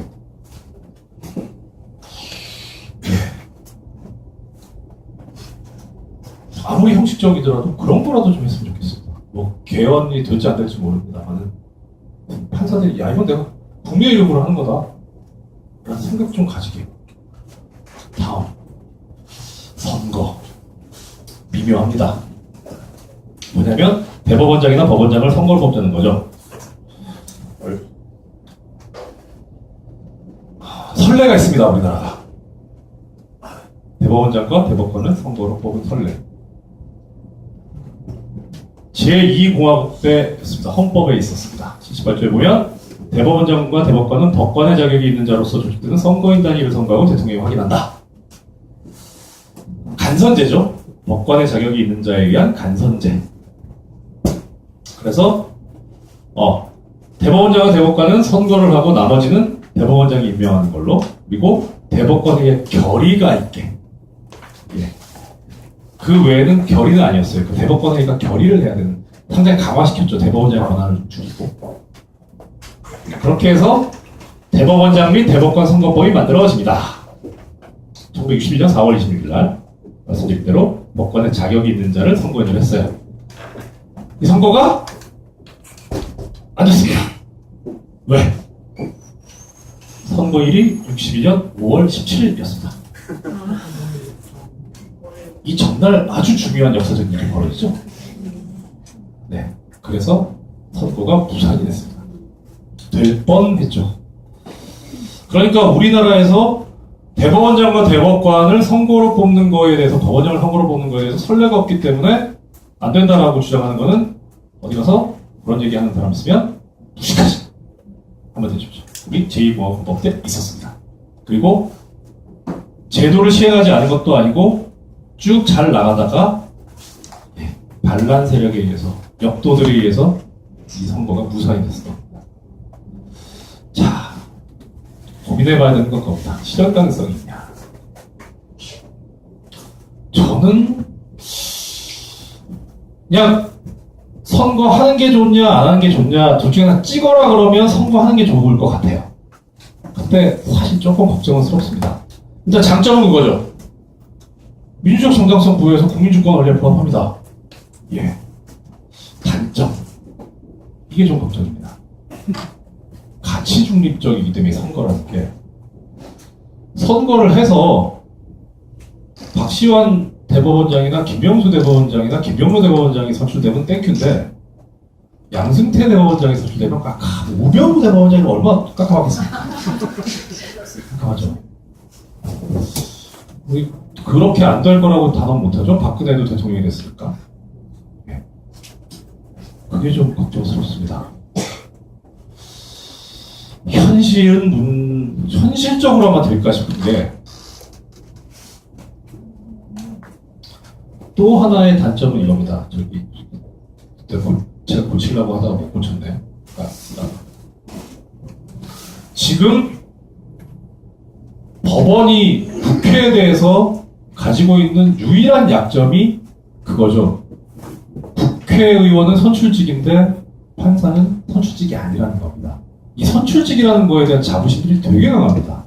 그래서 국회의원들이 국무총리나 장관들을 놓고 야단치고 호통하고 소통치고 하는 게, 물론 그런 법적인 권한도 있긴 있습니다만은 선출직이 아니라서 그런 거예요. 나는 국민이 뽑은 사람인데 너는 임명받은 사람이잖아는 그 자부심입니다. 법관도 마찬가지입니다. 존중은 하되 약간 낮게 깔고 보는 게 있습니다. 물론 그 법원적도 마찬가지입니다. 그런데 그런 사람들한테 민주적 정당성을 줘버리면요, 국회의원 것들이 사실 솔직히 할 게 없습니다. 국회의원 통제가 어려워질 수 있습니다. 네가 나랑 똑같이 선출 중인데 왜 나한테 그러냐? 너나 잘하지? 이렇게 됐을 때 대항할 방법이 없습니다. 진짜 좀 걱정스럽습니다. 근데 그 무엇보다 더 큰 거는 이거죠.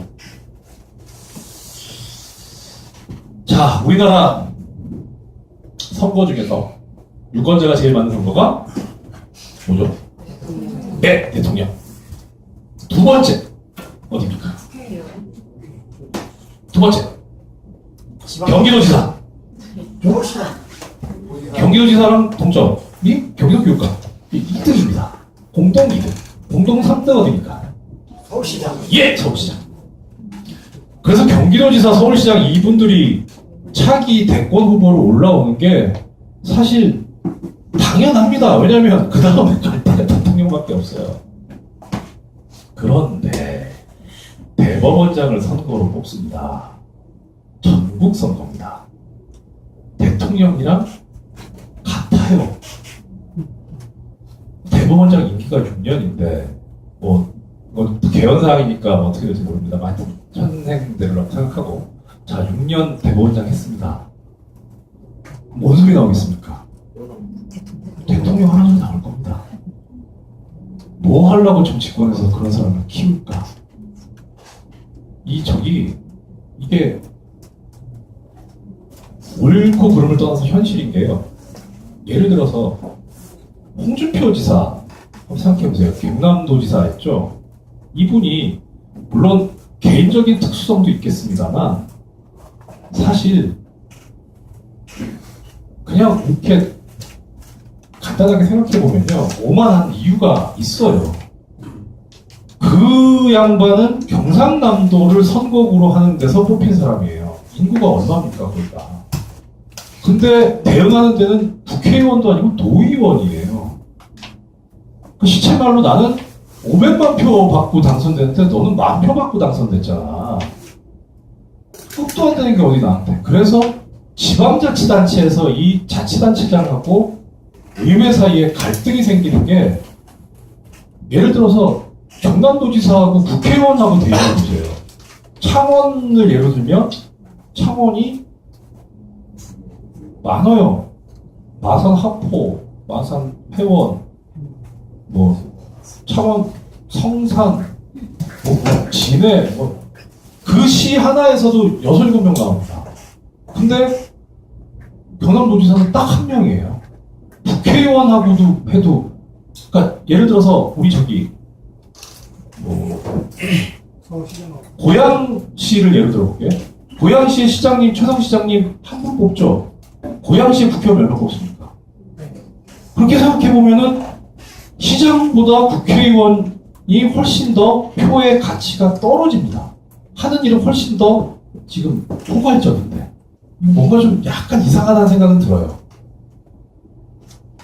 그러니 아마 그렇진 않겠습니다. 법원장 서울 예를 들어 창원지방법원장 뽑는다고 생각합시다. 경기도지사랑 같습니다. 그런데 국회 가서 야 저 동네 조그만 동네 분 몇 개 합친 데서 나온 하고 나는 여기 지금 전체인데 네가 지금 나한테 뭐라고 한다고? 예, 그거 좀 깜깜합니다. 근데 이런 부작용이 있습니다만 그래서 이거는 우리가 국민들이 좀 강하게 목소리를 내야 될 필요가 있습니다. 그런 거 하는 사람들을 좀 강하게 비판도 하고 통제도 하고 하면서 그러니까 결론적으로 저는 했으면 싶은데 정 안 되면 최소한 지금처럼은 하지 말고 대법관 중에서 자체적으로 선거로 대법원장을 뽑던지 아니면 법관 추천회의에서 그러니까 좀 가능한 많은 사람이 참여할 수 있게 하는 방법이라도 과도적으로 하면 어떨까라는 생각을 해봤는데 이거는 혹시 이 자료가 유출될 때를 대비해서 그냥 형식적으로 쓴 거고요. 제 생각은 그렇진 않습니다.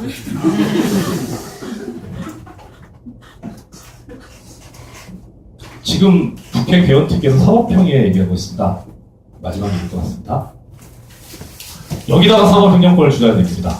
사법평의회라는 걸 만드는데 국회가 선출하는 8명, 대통령이 지명하는 2명, 법원에서 선출한 6명 그래서 16명이 사법평의회를 구성해가지고 거기서 사법행정권을 담당하자. 법원에서 당연히 싫죠. 권한을 뺏기는데 특히 전국 법관회의에서 또 지금 문제 제기를 하고 있습니다. 저는 이거 자업자득이라고 생각합니다. 그래서 지금 전국 대표 판사회의에서 나오는 안들이 제대로 잘 굴러가서 사법부가 자체 셀프 개혁을 성공하면 이게 사라질 수 있는데 안 그러면 그거 전 당연히 도입해야 된다고 합니다. 결국 이거죠. 심플하게 개혁한 겁니다. 너네 스스로 개혁 못하니까 외부에서 사법평의회를 만들어서 외부 인사들이 이렇게 들어가서 조직을 운영하겠다라는 얘기입니다. 그러면 법원 조직을 운영하는 거를 내부에 맡길 거냐 외부에 줄 거냐 이건데 그 권한은 누가 가집니까? 우리가 가지고 있습니다. 우리가 국민이 가지고 있는데 결론은 어떻게 낼 것이냐? 법원이 스스로 할 수 있으면 주고 못하면 외부에서 칼이 들어와야죠. 예, 법원이 얼마나 신뢰하느냐가 문제입니다. 됐고요. 해도 되죠? 대충 이 타임에 담배 한대 피워야 되는데. 그 뒤에 그 PPT 더 남은 거 있지 않아요? 그거 먼저 하시고 나중에 싫어요. 네, 그러면 그 여러분이 기다리셨던 질의 응답 시간을 갖겠습니다. 왜냐면 저희 PPT를 끄려고요. 에어컨 좀 꺼주세요. 에어컨 더 지금 껐는데 끄면 전체적으로 이제 그러면 PPT 잠깐 껐다가 마지막에 이제 결론으로 드릴 말씀이 있어서 예. 그런 거라. 예. 그러면 일단 PPT 유지하고 질답을 하겠습니다. 예. 10분만 에어컨 좀 끄면 일단 끄라는데요. 예, 뒤에 거 껐어요. 지금 위에 거는 요거는 끌 수가 없습니다. 예. 공조 시스템이어서 끌 수가 없습니다. 예. 그리고 지금 질답을 하는 거라 에어컨 끄는 질문은 나오게 해주세요. 네, 지금 질답을 받도록 하겠습니다. 예. 그 추우신 분들 위해서 담요 있으면 좀 갖다 드리세요. 아니면 저기 앉은 자리에서 푸시업 하는 것도 방법입니다. 예, 저 질문, 잠시만요. 예, 저 질문은 제가 지명드린 분이 하시고요. 많은 분들이 하실 것 같으니까 저기 질문 하나씩만 해주시고 하신 분들은 또 하지 않는 방식으로 좀 했으면 하겠습니다. 예. 그리고 저희가 마이크를 준비했는데 지금 장소가 좀 협소해가지고 마이크 좀 이동이 어려울 것 같아가지고 그냥 앉은 자리에서 질문하시는 걸로 하겠습니다. 뒷부분에 잘 안 들리면 할 테니까요. 예. 예, 그럼 질문 받도록 하겠습니다. 예. 예, 질문, 예, 먼저 부분. 예. 감사합니다. 다름이 아니라 저 1심, 2심, 3심이 있지 않습니까? 그럼 올라갈수록 형량이 줄어드는 추세인가 아니면 올라가는 추세인지 아니면 판사 재량 마음대로 그냥 뭐 동등한 입장이니까 판사 고등이든 지방이든 그냥 자기 마음대로 하는 건데 어떻게 추세가 어떻게 과거에는 그러니까 마음대로 써요. 그런데 일단 제도적으로 먼저 말씀을 드리자면 우리가 많이 접하는 거는 올라가면 올라갈수록 형이 깎인다고 생각하잖아요. 그게 왜 그러냐면 형사소송법에 불이익 변경 금지의 원칙이라고 있습니다. 그게 뭐냐면은 피고인만이 상소를 제기한 사건에서는 피고인에게 불리하게 원심 판결을 변경할 수 없게 돼 있습니다. 이 소리가 뭐냐? 제가 1심에서 지금 1년 받았어요. 근데 검사는 항소 안 하고 저만 항소했어요. 그러면은 1년 이상은 못 간다는 거죠. 예. 아무리 딱 보니까 이거 1년 아니고 한 3년쯤 쳤어야 되는데 해도 1년밖에 안 된다는 겁니다.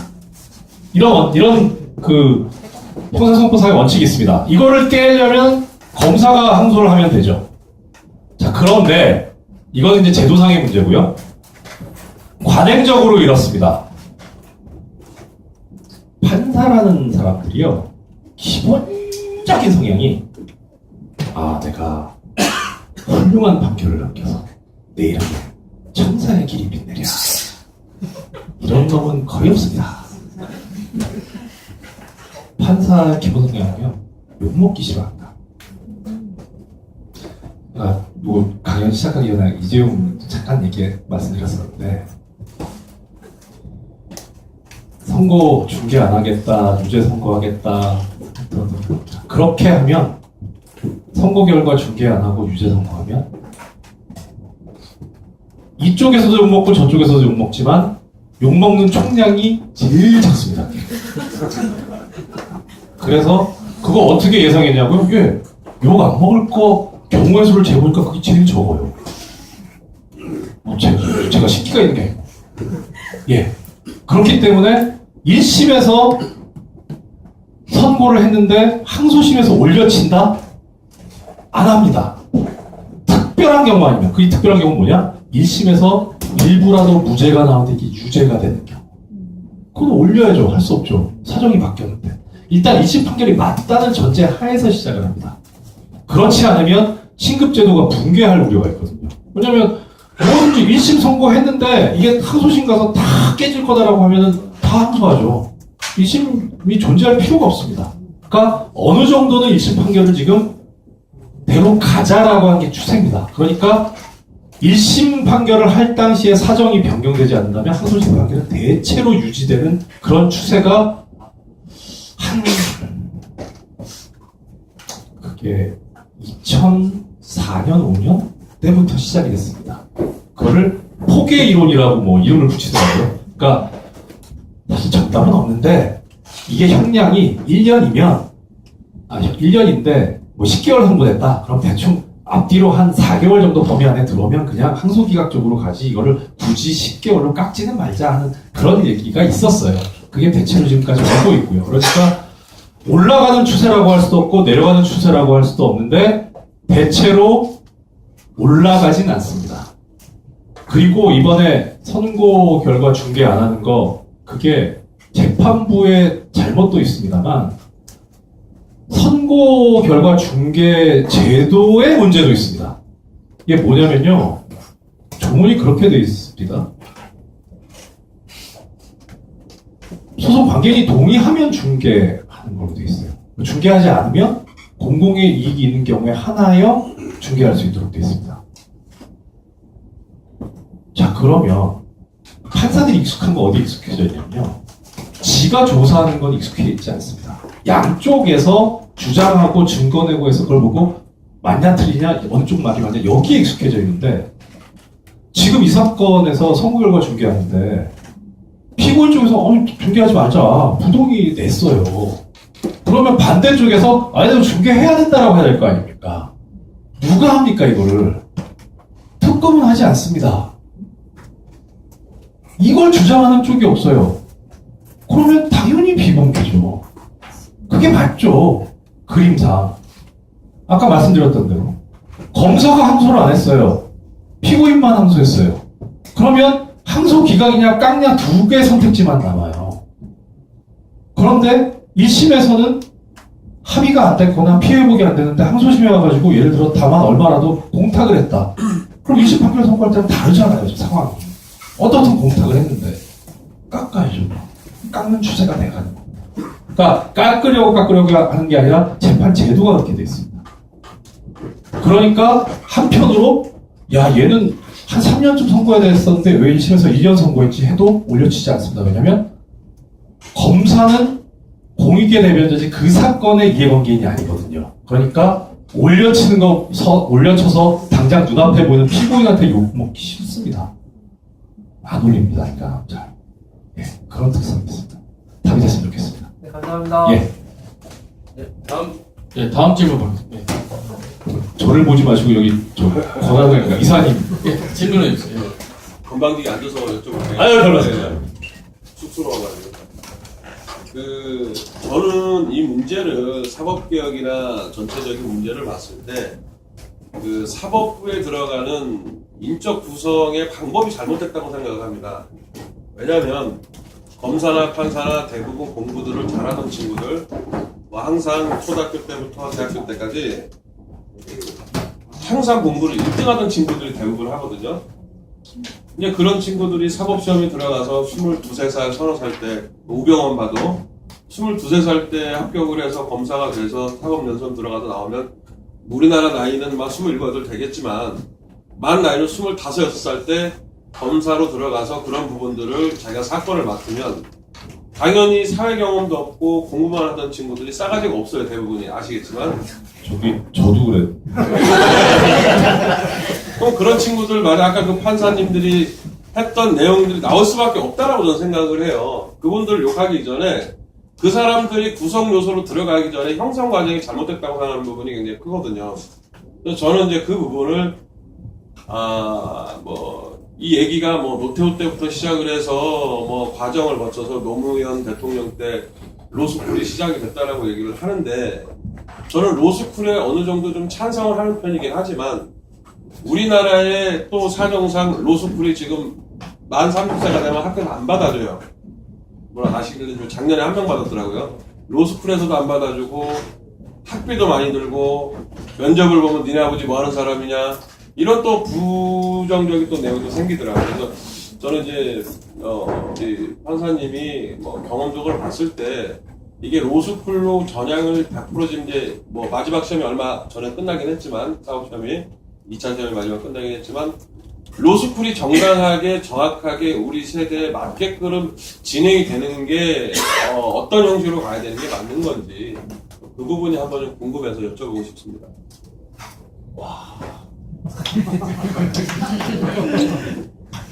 뭐 제 생각은 있습니다만 개인적인 사견이라 그래서 그냥 제 견해가 그렇다는 것만 그냥 참고로 들으시면 좋겠습니다. 저도 법학전문대학원 제도가 맞다고 생각을 합니다. 특히 이 법학전문대학원 제도가 시작이 되는 게요. 사법개혁추진위원회 소위 사개추위에서 시작된 겁니다. 그때 사개추위안은 나올 때 그때 당시 분위기 뭐였냐면 사법시험 때문에 고시낭인이 생긴다는 거죠. 틀어박혀 있어가지고 인력 배분의 효율성이 떨어진다는 겁니다. 그 사람들을 끌어내자라는 거였습니다. 그렇게 해서 나온 게 법학전문대학원이고 법학전문대학원을 나와서 의사고시처럼 뭐 거의 다 합격할 수 있는 그런 시험을 거친 다음에 변호사 자격을 주자는 게 사개추위 아니었습니다. 그러면 법학전문대학원이 그 전제로서 사법시험과 사법연수원을 대체할 수 있을 정도의 강도 높은 교육과 실무 경험을 쌓게 해줘야 된다는 게 이제 전제가 돼야 되는 거죠. 그러면 상당한 물적 자원이 투입이 돼야 됩니다. 돈이 필요한 거죠. 근데 그 돈을 누가 낼 것이냐. 사개추위하는 사개추위 국가에서 내자는 거였습니다. 당연히 국가 인력을 양성하는 거기 때문에. 국가 인력을 양성하는데 국가가 당연히 돈을 내는데 문제는 돈이 그렇게 많지가 않습니다. 그래서 누구의 도움이 필요하느냐? 당의 대학의 도움이 필요한 겁니다. 뭘로? 장학금으로. 장학금 제도를 상당히 두는 조건으로 법학전문대학원 체제로 가자는 거였어요. 안 됐죠. 왜 안 됩니까? 대학은 그걸 장사를 하고 싶은데 장학금을 주라고요? 미쳤습니까? 지금 웬만한 우리나라 사립대학들 공립대학 뭐 그렇다 치고 사립대학들 그 재단에서 뭐라고 생각합니까? 자기네 개인 재산이라고 생각하잖아요. 예전에 참여정부 때 사립학교법 개정할 때 반대하면서 나온 논리가 뭐였습니까? 사유재산권칭이었습니다. 미치는 노릇이에요. 학교 법인이 따로 있는데 종교재단도 그렇고 사학 재벌들이 그 학교 내 건데 왜 다른 사회이사가 들어와가지고 왜 내 권한을 치면 내 권리를 치면 이 논리였습니다. 사유재산권 치면 말도 안 되는 소리죠. 별도 법인인데 그 사고를 가지고 있는데 장학금으로 인재 양성 니네가 해가지고 사회 배출해라? 아니죠. 장학금제가 확 줄어들어. 그러면 당연히 부작용 나오죠. 금수저에게 당연합니다. 장학금을 못 받는데 있는 사람이 들어갈 수밖에 없어요. 그러면 무슨 얘기 나옵니까? 로스쿨 못 들어가니까 야 한 방이라도 하자. 사법시험 존치시키자. 너무 당연합니다. 결론적으로 지금은 둘 다 갈 수밖에 없겠구나. 이런 시스템 하에서는. 예. 장학금 제도 완비되고 정말 그야말로 학교법인들이 설립될 때 그 취지에 맞게, 사실 뭐 취지에 맞는 건 아니죠. 학교법, 요즘 많이 아시죠? 학교가 우후죽순 생기게 된 이유 아시죠? 당시 지주들이 농지가 엄청나게 많았는데 농지개혁법 시행되면서 뺏기기 싫으니까 학교 만들었잖아요. 학교 부지로 썼잖아요. 그러니까 그럼 몰수가 안 되잖아요. 농지계약법 대상이 아니니까. 그 학교 많이 생겼어요. 그러니까 자기 거라고 생각하는 거죠. 내 땅에 내 돈 들어서 지었는데 일부 선각자들 선지자들 빼고 그러니까 될 리가 있겠습니까? 안 됩니다. 예. 그래서 그거 제대로 되려면 정말 진짜 학교 법인이 그 정관에 나와 있는 정신대로 굴러가게 해줘야 됩니다. 그래야 해줘야 되니까 그런 생각 갖고 있어야 됩니다. 그래야 법학정비자가 될 겁니다. 그래서 아마 질문에 그 액면은 그건 아니었던 것 같은데 예, 사법시험 존치 저는 찬성합니다. 하여튼 그렇습니다. 질문에 답이 됐으면 좋겠습니다. 예. 아 잠깐만요. 다음 예. 아니 지금 질문자가 많으셔서요. 예, 다음 질문으로 가는 걸로 하겠습니다. 예, 다음 질문하실 분 손 들어주세요. 지금 뒤에 예. 저희 그 스태프분들 마이크 좀 이동할 수 있게 옆에 좀 바로 계세요. 예, 바로 좀. 변호사 그 등록법에 대해서 간략하게 듣고 싶습니다. 쉽게 얘기해서 바가시키 짬뽕은 안 되고 밥알이면은 되는 이런 현상에 대해서 이해가 더 간단히 무슨 말씀인지 알겠는데요. 그 사건 때 저한테 언론에서 인터뷰 요청이 많이 왔습니다. 그러니까 당연히 저한테 듣고 싶은 얘기는 그거죠. 아 이게 공개 강연 자리라 이게 마이크 안 잡으면 당연히 이때쯤 제가 튀어나오는 용어들이 있는데 마이크 잠시 꺼주세요. 저한테 부당하다는 말을 듣고 싶었겠죠. 부당하다 저 이런 말 잘 안 씁니다. 저기 저 아시죠? 저 그런 말 안 쓰는 거. 네. 이렇게 지읒 뭐 이런 거 많이 쓰죠. 하여튼 근데요 법적 요건상이요 변호사법에 그렇게 돼 있습니다. 재직 중 업무 관련 우리가 좀 가물가물하네요. 공무원 재직 중에 업무 관련된 일로 징계처분을 받거나 형사처분을 받은 자로서 변호사의 업무를 수행하기 현저히 부적당하다고 인정되는 자 이런 식으로 되어 있습니다. 요건이 재직 중에 징계를 받거나 업무상 관련성으로 형사처분을 받아야 됩니다. 저는 업무 관련성으로 정직 6개월 받았거든요. 그 바바리맨 누군지 알겠는데 그분은 징계도 안 받고 형사처분도 안 받았습니다. 제 안에서 요건이 없어요. 그러니까 법적으로 맞아요. 그럼 등록을 거부할 아무 법률상 사유가 없습니다. 해줘야죠. 왜 안 해줍니까? 그래서 맞다 법적으로. 그러니까 그 양반을 해준 게 잘못이 아니고 저를 안 해준 게 잘못이다라고 얘기를 하면 그건 난 동의할 수 있는데 저 사람을 왜 등록을 시켜주냐 이렇게 나한테 물으면 난 그건 맞다고 생각한다. 이렇게 답했습니다. 법이 이렇게 됐습니다. 뭐 어떻게 하겠습니까? 그게 또 위헌도 아닌데. 예, 질문에 답이 됐으면 좋겠습니다. 예, 다음 질문. 그 마이크 켜주는 거 확인하시고. 안 켜져요. 그냥 소리가 있고 예. 여기 이제 일반 그 서민들이 느끼는 선생님, 저 사람 그래도 한번 대봐주세요. 혹시 나올라. 예, 일반 서민들이 느끼는 것이 이제 재판을 한번 이래 받게 되면 판사님이 그런 재판을 전담해야 되는데 너무 인사이동이 잦은 거거든요. 그래서 어떤 재판인 경우 막 3차례 바뀌는 경우도 있고 그래서 판사가 한 지역에 이래 머무는 기간이 최소 한 3년 내지 5년 정도는 돼야 되지 않을까. 어떨 때는 막 1년마다 바뀌는 것도 목격하고 그런 것이 구조적으로 문제가 아닌가. 또 두 번째 질문은 저희가 이제 판사들의 배속 판사가 있고 주입 판사가 있잖아요. 근데 이 사법계에도 선후배 관계가 굉장히 뚜렷해서 주임 판사의 의견을 어겨서 배속 판사가 얘기할 수 있는 그런 어떤 분위기가 안 되는 것 같아요. 그래서 좀 동등한 어떤 자격을 가질 수 있는 최소한 어떤 의견을 개진할 수 있는 그런 분위기가 좀 필요하지 않을까. 그게 두 가지 질문입니다. 예. 지금 말씀은요, 제가 답은 제 견해를 말씀을 드리겠습니다만, 그 말씀하신 거를 저 새로 지명되신 대법원장님, 대법원 후보자한테 전달을 하겠습니다. 그러니까 일단 처음에 보임 기간이 너무 짧다. 네네네. 그게요. 일단은 저는 이렇게 말씀드리고 싶습니다. 그러니까 재판은요, 실제 우리가 법정에서 벌어지는 일보다는 재판 기록상에서 답을 얻는 경우가 거의 다입니다. 그러니까 사실 법정에 들어가서는 별거 안 합니다. 증인신문 할 때도요, 어차피 조서가 남거든요.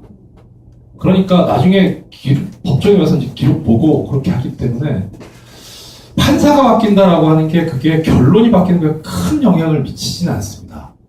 다만, 그럼 그게 그러니까 짧다기보다 이거죠. 판사도 사람이거든요.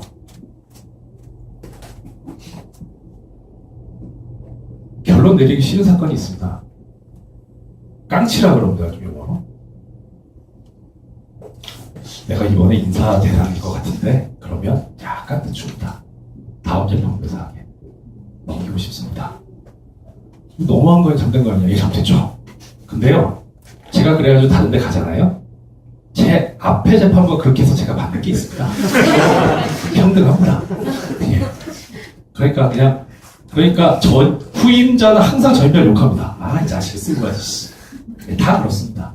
그러니까 오히려 중요한 거는 그것도 심리 촉진을 어떻게 빨리빨리 할 것이냐가 문제일 거는 같은데, 예. 그 부분은 사실 참 난제긴 합니다. 그 부분은, 그러니까 그 첫 번째 질문에 대해서 제가 답으로 말씀 올릴 수 있는 거는, 그 부분은 그렇게 염려하시는 것보다는 부작용이 많지는 않다는 말씀을 드리고 싶습니다. 오히려 저 같은 경우에 1억으로 창원에서 3년 있었는데 죽겠더라고요. 몸 망가지는 것도 망가지는 거지만 생활도 그렇고, 그래서 너무 짧다고 한 5년 있으라고 하면 저는 아마 진짜 나갔을 거예요. 아무튼, 예. 그리고 두 번째는 용어를 약간 조금 그래서 제가 일단 용어를 먼저 잡아드리면, 주심 판사라고 예, 이제 말을 쓰시는데, 주심 판사가 한자로 쓰면 주인 주자에 심판할 때 심자잖아요. 그러니까 우리 이제 이런 생각이죠. 축구로 치면 주심이 있고 부심이 있죠. 그렇죠? 주심이 호랑이 들고 열렬히 쫓아다니는 사람이고, 부심은 깃발 들고 선에 왔다 갔다 하는 사람이죠. 그러니까 주심하면 진짜 중요한 사람, 대빵? 이렇게 생각이 되는데, 재판부에서 주심은 뭐냐면 그 사건에 대해서 판결 초고를 쓰는 사람입니다. 그러니까 지금 일반인이 생각하는 그 주심의 개념에 해당하는 사람은 재판장입니다. 가운데 있는 사람. 그러니까 재판부 3명이 구성되어 있는데 역할을 보면 이렇게 됩니다. 재판장이 있어요. 그 사람은 실제 법정에서 재판을 끌고 나갑니다. 재판 진행을 하죠. 좌우에 배석 판사님들이 있다 그랬죠. 이 배석 판사님들이 그 재판부의 사건을 절반씩 갈라서 판결 초고를 씁니다. 그래서 예를 들어서 한 재판부에 이명박 사건이 있고 박근혜 사건이 있다 라고 하면, 이명박 사건을 우배석 판사가 주심이 될 수 있고 박근혜 사건을 좌배석 판사가 주심이 될 수도 있습니다. 그렇죠? 예. 재판장은 판결 초고를 쓰지 않습니다. 그래서 그거를 주심 판사라고 합니다. 그러면 예를 들어 그런 구조를 말씀을 좀 헷갈리게 되었네요. 이명박이 재판에 넘겨져서 왔다고 칩시다. 재판장 있죠? 그 사건에 판결 초고를 써야 되는 주심 판사 있죠? 예를 들어 우배석 판사가 주심이라고 칩시다. 좌배석이 있죠? 좌배석 그 사건에서 뭘 하느냐? 모릅니다, 그 사건을. 알 필요가 없죠. 재판 진행은 재판장이 하고, 판결은 주심 우배석이 쓰는데 좌배석이 뭐가 합니까? 안 합니다. 현실적으로 그렇습니다. 왜냐면 내 사건, 자기 사건, 자기가 주심인 사건 판결 쓰기 바빠 죽겠거든요. 정신없는 거죠. 그래서 왜 예전에 참여정부 시절에 초반에 사법부 반성 과거 진상규명 할 때, 그때 인권 탄압에 관여했던 판사들이 현직의 고위층에 있는데 어쩌고저쩌고 하니까, 그때 반성해라 어쩌고 사과해라 하니까, 나 그때 배석이어서 잘 몰랐던 판결이다.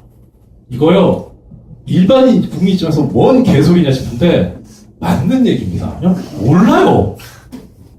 알 수가 없어요. 왜 배석을 하는 거야? 네? 배석을 왜 하는 거야? 두 명만 나오지 왜 세 명이 나오는 그 법정에서 벌어진 사건이 여러 개잖아요. 한꺼번에 사건 여러 개가 예. 그러니까 법에는 그렇게 되어 있습니다. 합의부를 3명이 구성하고 3명이 합의하게 되어 있는데요. 그래서 현실적으로 합의할 때 3명이 앉아가지고 합니다. 판사실에서. 근데 구조 자체는 재판장과 주심이라는 형태로 되어 있습니다. 그 박범계 의원이 제 좀 친해서 그냥 여담삼아, 이건 진짜는 아닙니다. 아마 하기 싫었는데 한 것 같은데, 그 약초 노거리 사건 있잖아요. 약초 노거리가 맞는 것 같아요. 저기 식사.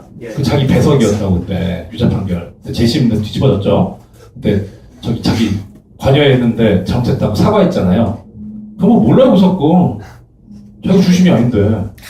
처음에는 사과하라고, 내가 왜 사과하나 모르는데. 그랬을 겁니다. 그래서, 야, 저 하기 싫은데 사과하는구나. 그래서 정신 좋긴 좋다. 예, 여담입니다. 그래서 그렇습니다. 지금 이제 아까 주신 질문 중에. 그런데, 그러면은, 주심 판사가 얘기를 할 때 재판장이 딴지를 걸면 주심 판사 자기 의견을 밀고 나가는 그런 구조가 돼야 되지 않느냐. 예. 돼야 됩니다. 옛날엔 됐었습니다. 적어도 많이 개겼습니다. 설마 개겼다고 하죠. 왜냐면, 일단 저 같은 경우에 연수원 23기인데요. 제가 판사 됐을 때 저희 부장이 9기였습니다. 14년 차이입니다. 그리고 고등 갔으니까 12기였어요. 최소한 10년 차이 납니다. 그럼 부장 입장에서 보면, 하지만 어린 것이, 머리 피도 안 마른 게, 어디 지금, 판사 생활 20년 넘게 한 내가 지금 얘기하는데, 까불고 있어. 이렇게 머릿속에 설령이 있더라도 그러지 않았습니다. 다 존중했습니다. 반말도 안 했습니다. 이 판사님, 심지어 영감님, 대형사. 아까 관료와 말씀드렸잖아요. 심각한 게요. 부장들도 그러지만, 판사님들이 그런 분들이 많이 생기고 있습니다. 심지어 이럽니다. 제가 주심이에요. 그 사건에. 그럼 뭡니까? 판결 초고를 써야죠. 초안을. 결론이 있어야 될 거 아닙니까? 원고 승소냐, 패소냐. 와서 그럼 합의할 때, 부장님 잘 모르겠는데요. 부장님이 원고 승소로 쓰라고 승소로 쓰고 패소라고 하면 패소로 쓰겠습니다. 이럽니다. 야, 이게 판사야? 싶습니다, 진짜. 그러니까 이건 지금 재판장의 뜻에 거스르면서까지 자기 소신을 얘기할 수 있는 주심 판사, 배석 판사, 이게 문제가 아니고요. 자기 주관이라도 갖는 판사가 지금 아쉬워진 상황이 돼버렸습니다. 아까 맞죠? 네. 그러면 왜 근무평점 D 받으신지 알겠죠? 예. 예. 그럼 다음 질문 받겠습니다. 예, 다음 질문. 예, 손 들어주세요. 예, 예, 여기.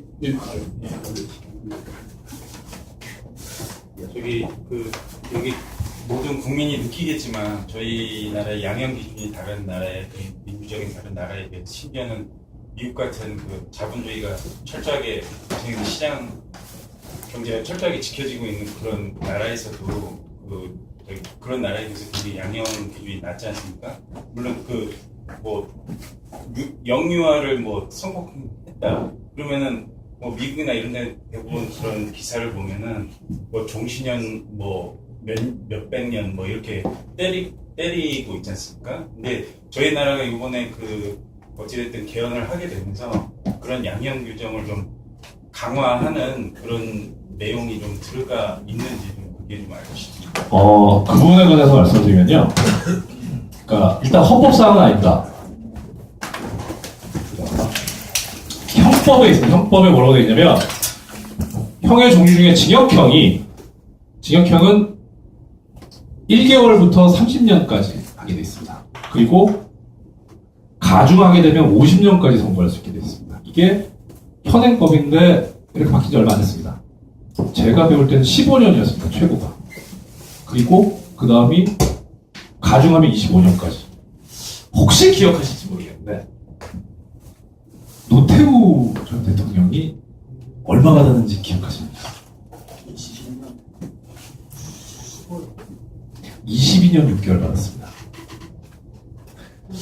혹시 거기에 대해서 기억을 못하셔서 그럴 수도 있지만 22 22년 6개월 이 도대체 어디서 나온 거냐? 예. 내란이 있었고 내란 목적 살인이 있었고 하니까 최고형은 사형입니다. 사형, 무기징역, 유기징역 3개가 이제 가능한데 판사가 셋 중에 유기징역형을 선택을 합니다.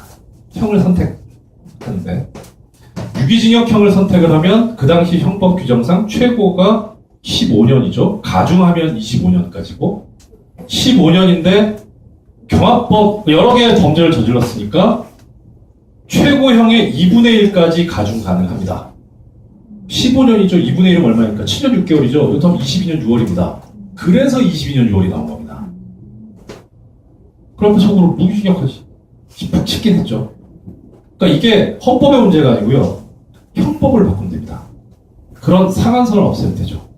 근데 그건 이제 어떤 형사 정책적인 문제도 있고 사회 분위기의 문제도 있는데 우리나라는 범죄를 2개를 저지르든 10개를 저지르든 100개를 저지르든 1000개를 저지르든 10,000개를 저지르든 그 중에 제일 센 거에 2분의 1만 가중하게 돼 있어요. 형법상.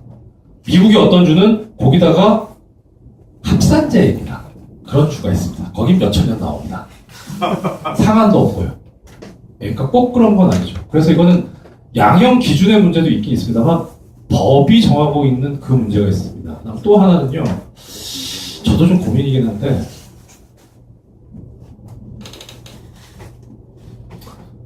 이제 특히 성범죄 같은 경우에 많이 이제 형이 낮다는 얘기를 많이들 하십니다. 물론 저도 높다는 생각은 안 드는데 이런 거는 있어요. 일단 그냥 평면적으로 우리가 생각해 보면요. 인간이 가지고 있는 권리 중에 생명권하고 살인을 예로 들게요.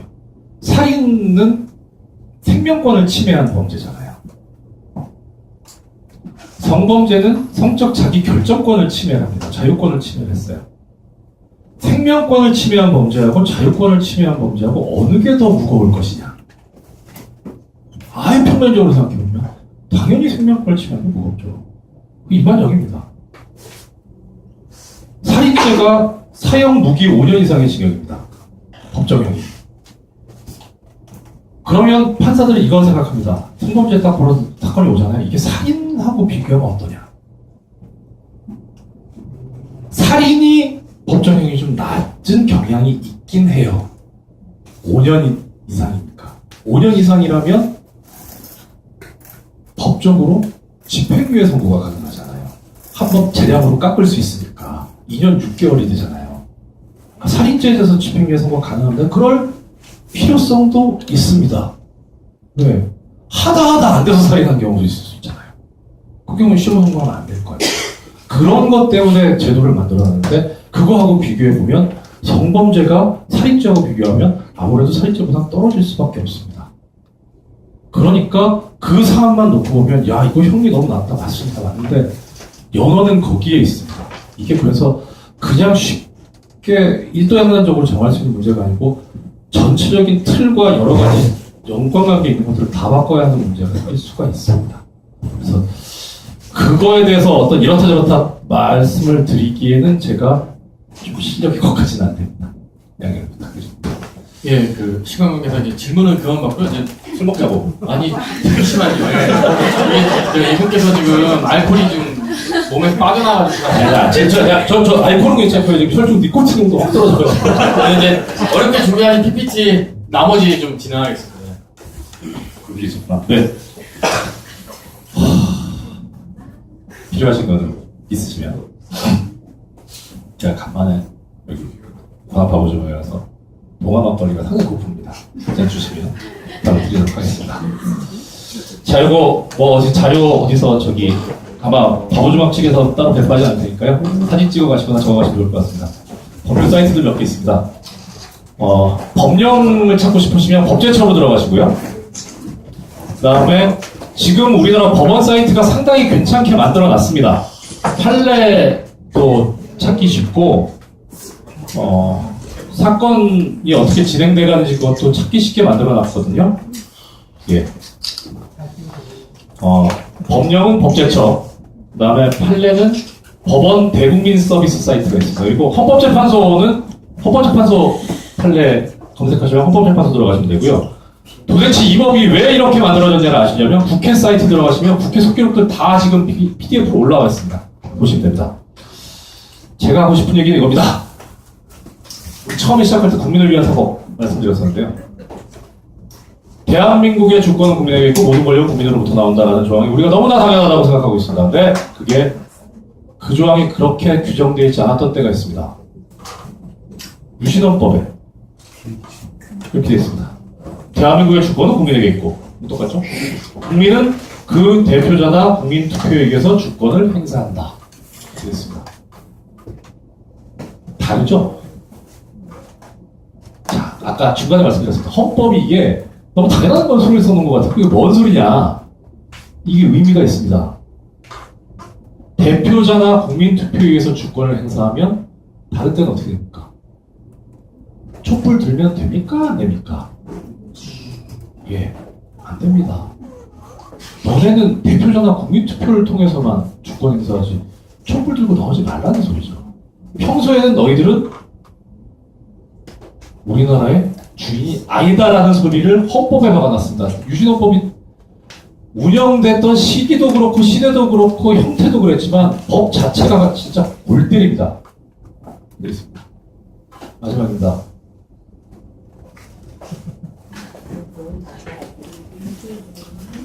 민주주의는 뭐다? 피를 먹고 자란다. 예! 맞습니다. 제가 오늘 드리고 싶은 말씀. 제가 법대 1학년 때 사회학개론 수업 들을 때 시험 문제였습니다. 저는 답을 그렇게 썼습니다. 제가 뭘 하겠어요? 법대 1학년. 에이브라임 링컨의 말을 뵙겠습니다. 국민을 위한, 국민을 위한, 국민을 위한. 그 수업은 우리 통일부 총리 하셨던 한한상 교수님 수업인데 그분이 가지고 계신 정답이 그렇습니다. 민주주의는 피를 먹고 자라는 나무다. 얘기하는 순간도 저한테 소름이 끼칩니다. 유신헌법 저렇게 돼 있었는데요. 저거 그냥 우리가 도로 바꾼 거 아닙니다. 광주에서 몇천 명, 몇만 명 학살당하고 피 흘리고 87년에 애쓰고 그렇게 해서 찾아온 겁니다. 다시 뺏기면 되죠. 여기 우리 비록 우리가 이 자리에 우리라고 하면 되고 이게 허접스러운 강연들을 오셨지만 제발 부탁드리고 싶은 거 다시는 저 진짜 촛불 들기 싫습니다.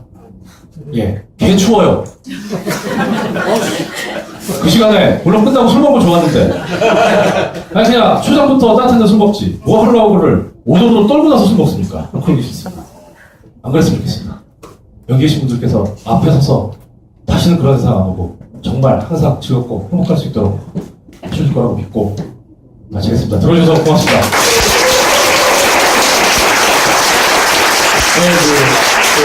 이 시간 동안 한 번도 앉지 않으시고 서서 강연해 주신 이정열 전파님께 다시 한번 큰 박수 부탁드립니다.